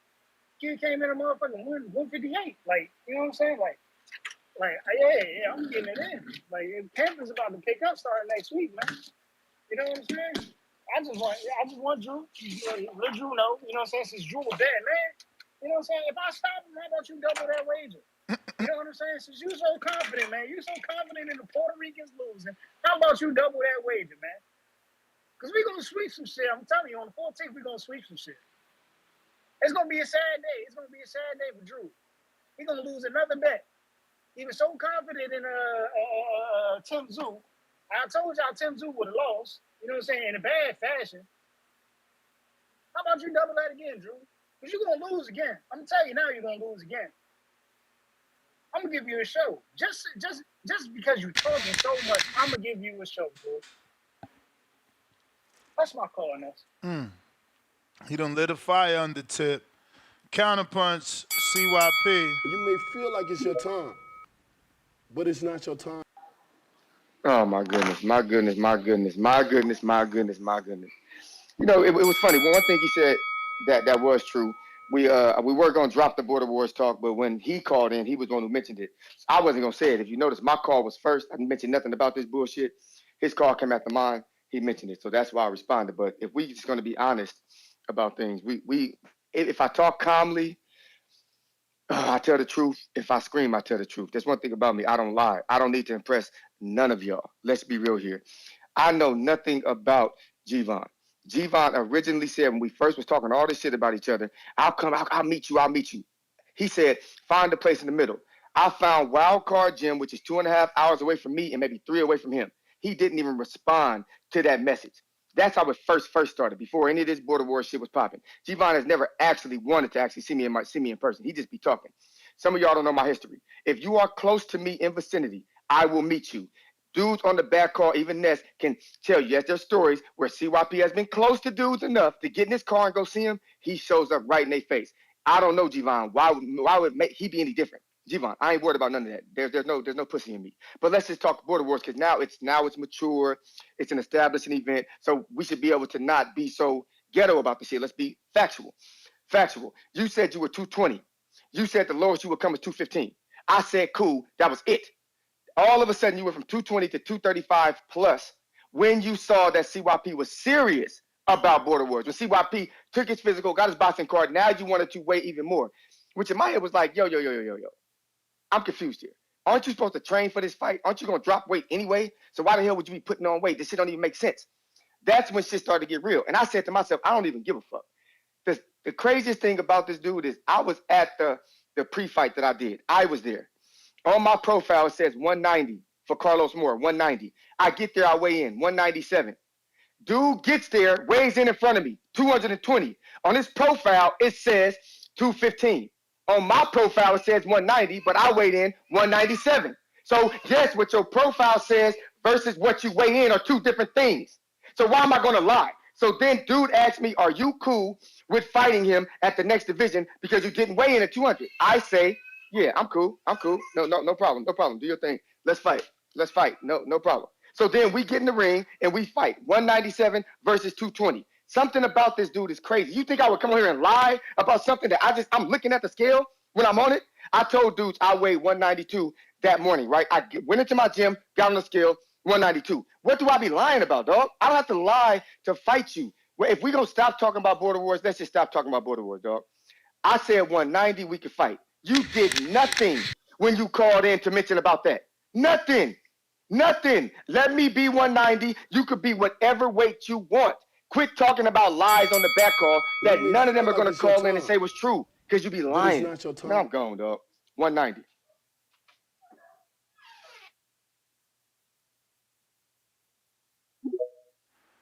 All right. That was CYP. Jerry, you ready to cook? Let him cook. Let him cook. Feliz Viernes, amigos. And Ness. Yes. Much respect to you, amigo. I know at times you and I, like black Latinos, we gotta ask each other, ¿Quién es más macho? But all in all, much respect to you. You've been working like an iron horse. But I do have a message for our boy, Lukowitz. Amigo, I hope you are doing better. Don't know your age, but I can only hope to be as old as you one day. But we are gonna have to do something about the way the public message is ruining your boxers. Because now we get word that Fundura doesn't even know that what you're proposing is on the table. He thinks he's fighting Spence in January. Which reminds me, El Monstro is another one that's been taking a bloodbath in the news. So now we know Canelito is indeed fighting the Boricua in September. Much respect to the Boricuas. I've got Puerto Rican blood in my family. But unfortunately, our guy is going to be nothing but a punching bag. And he will be going to sleep in September so Canelito could keep his streak going. Because after all, what's really going on is that in the last few weeks, Benavidez and his team wanted to check the temperature and see if they even had a shot at Canelo fight in September. And when it became apparent, because the day before it was announced, our guy was on X talking about, who's the superstar now? He blew the bag. They already knew in the back streets that Berlanga was going to get the fight. So at that point, Team Benavidez said, we're gone. And that's what you got that day. But I got one better for you. Straight from El Monstro. July 27th in Glendale, Arizona. Tuchone, if you're listening, our boy El Monstro is going to be in Glendale, Arizona. July 27th, meet and greet at the JL Boxing Gym. Why don't you bring your boxing voice microphone? Look El Monstro in the eye and tell him he's ducking. Because the last video I saw from El Canelito yesterday was that El Monstro hasn't done enough. Don't insult me. Who's he beat?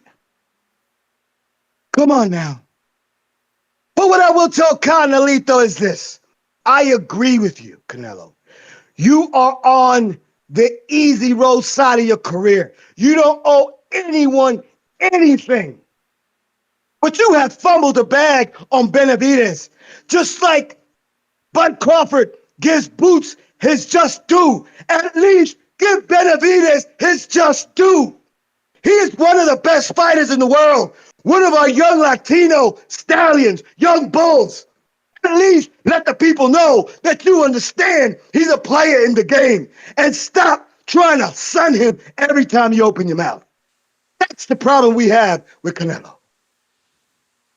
Say good night to the bad guy. This is Jerry Soriano, your limit for life. Let him cook! All right, Jerry. What up, Big If? Yo, salute Ness, man. Salute. Great show this morning, man. Salute. Appreciate Yo, you. but a lot of people keep talking about Hearn and his fighters always losing and all that, but he puts his fighters in position, man. That's the good thing about Hearn. Mm-hmm. Put position, and if you don't They win, gonna if you don't get earn. the win, They gonna that's earn with you. Hearn. That's a fact. You earn with And if Hearn, you man. win, you So keep earning like AJ. facts. And he puts you in position. So that's a good thing. So I don't see it as a bad thing. It means that he makes the fights that people want, the competitive fights, and he's not like, hiding the fighters from whatever. So this is a good fight, man. I'm looking forward to it. I don't know what's next for Canelo. Do you think he retires after this or keeps going? Hell no. All right, all right. What's next though? Who could he fight? I mean, you still got undefeated and Billy out there. Jaime about to fight undefeated Bazianin, so that's another fight. You gotta see what Plant does. He could earn a rematch. I mean, you could stay there and defend. Just keep, be B-Hop. Get 20 True. title defenses. I can see that. I can see that. That's cool. That's cool. But I'm looking forward to the fight, man. I'm looking forward to the fight next week too, man. Lastly, yo, G-Von, we don't want to hear what you're talking about, son. Like you bugging, son. You need more people. We do not believe you, man. You talking about you want to turn in the mic? How about you turning the mic in the ring, B? Like CYP told you, yo, he's giving you the weight advantage. He's coming in with a broken hand and all that, and you still making all this. Fan, we don't care about your history, man. F your history, B. Like, get in the ring and fight CYP, man. Stop talking, man. You talking too much, B. So CYP's ready to prove it, man. Get in the ring. Stop bugging out. You dudes is bugging. You talking way too much.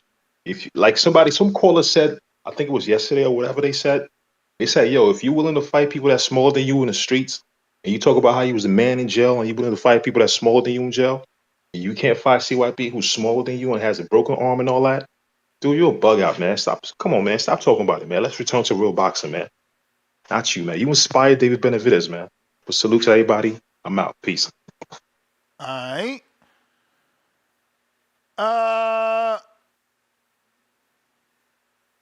Who next? If you're watching this on YouTube, don't forget to smash that thumbs up button. We got Junior with the $5. Sucks to be the FOB he fought. Skull. They cry. He's fighting Berlanga. They cry. He can't fight David now that he left. They cry. And now the IBF stripped him. Yep. That's the second time the IBF stripped him. I don't think he's fond of that belt. Last time he tried to blame Golden Boy for that belt being stripped when Derevyanchenko and Daniel Jacobs fought for it, but I don't know. It's the second time he done let it go. Because I'm pretty sure the German promoter has some bread, man. They've been doing well by William Skull somehow.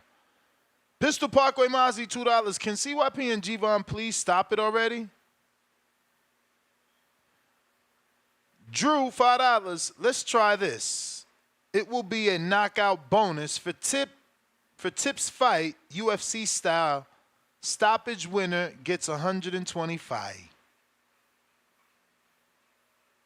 All right. And don't forget, I need show recommendations for the second show. Even though today I think there's fights. Today's the 26th, right? Today is, DAZN. DAZN got Otto Valin.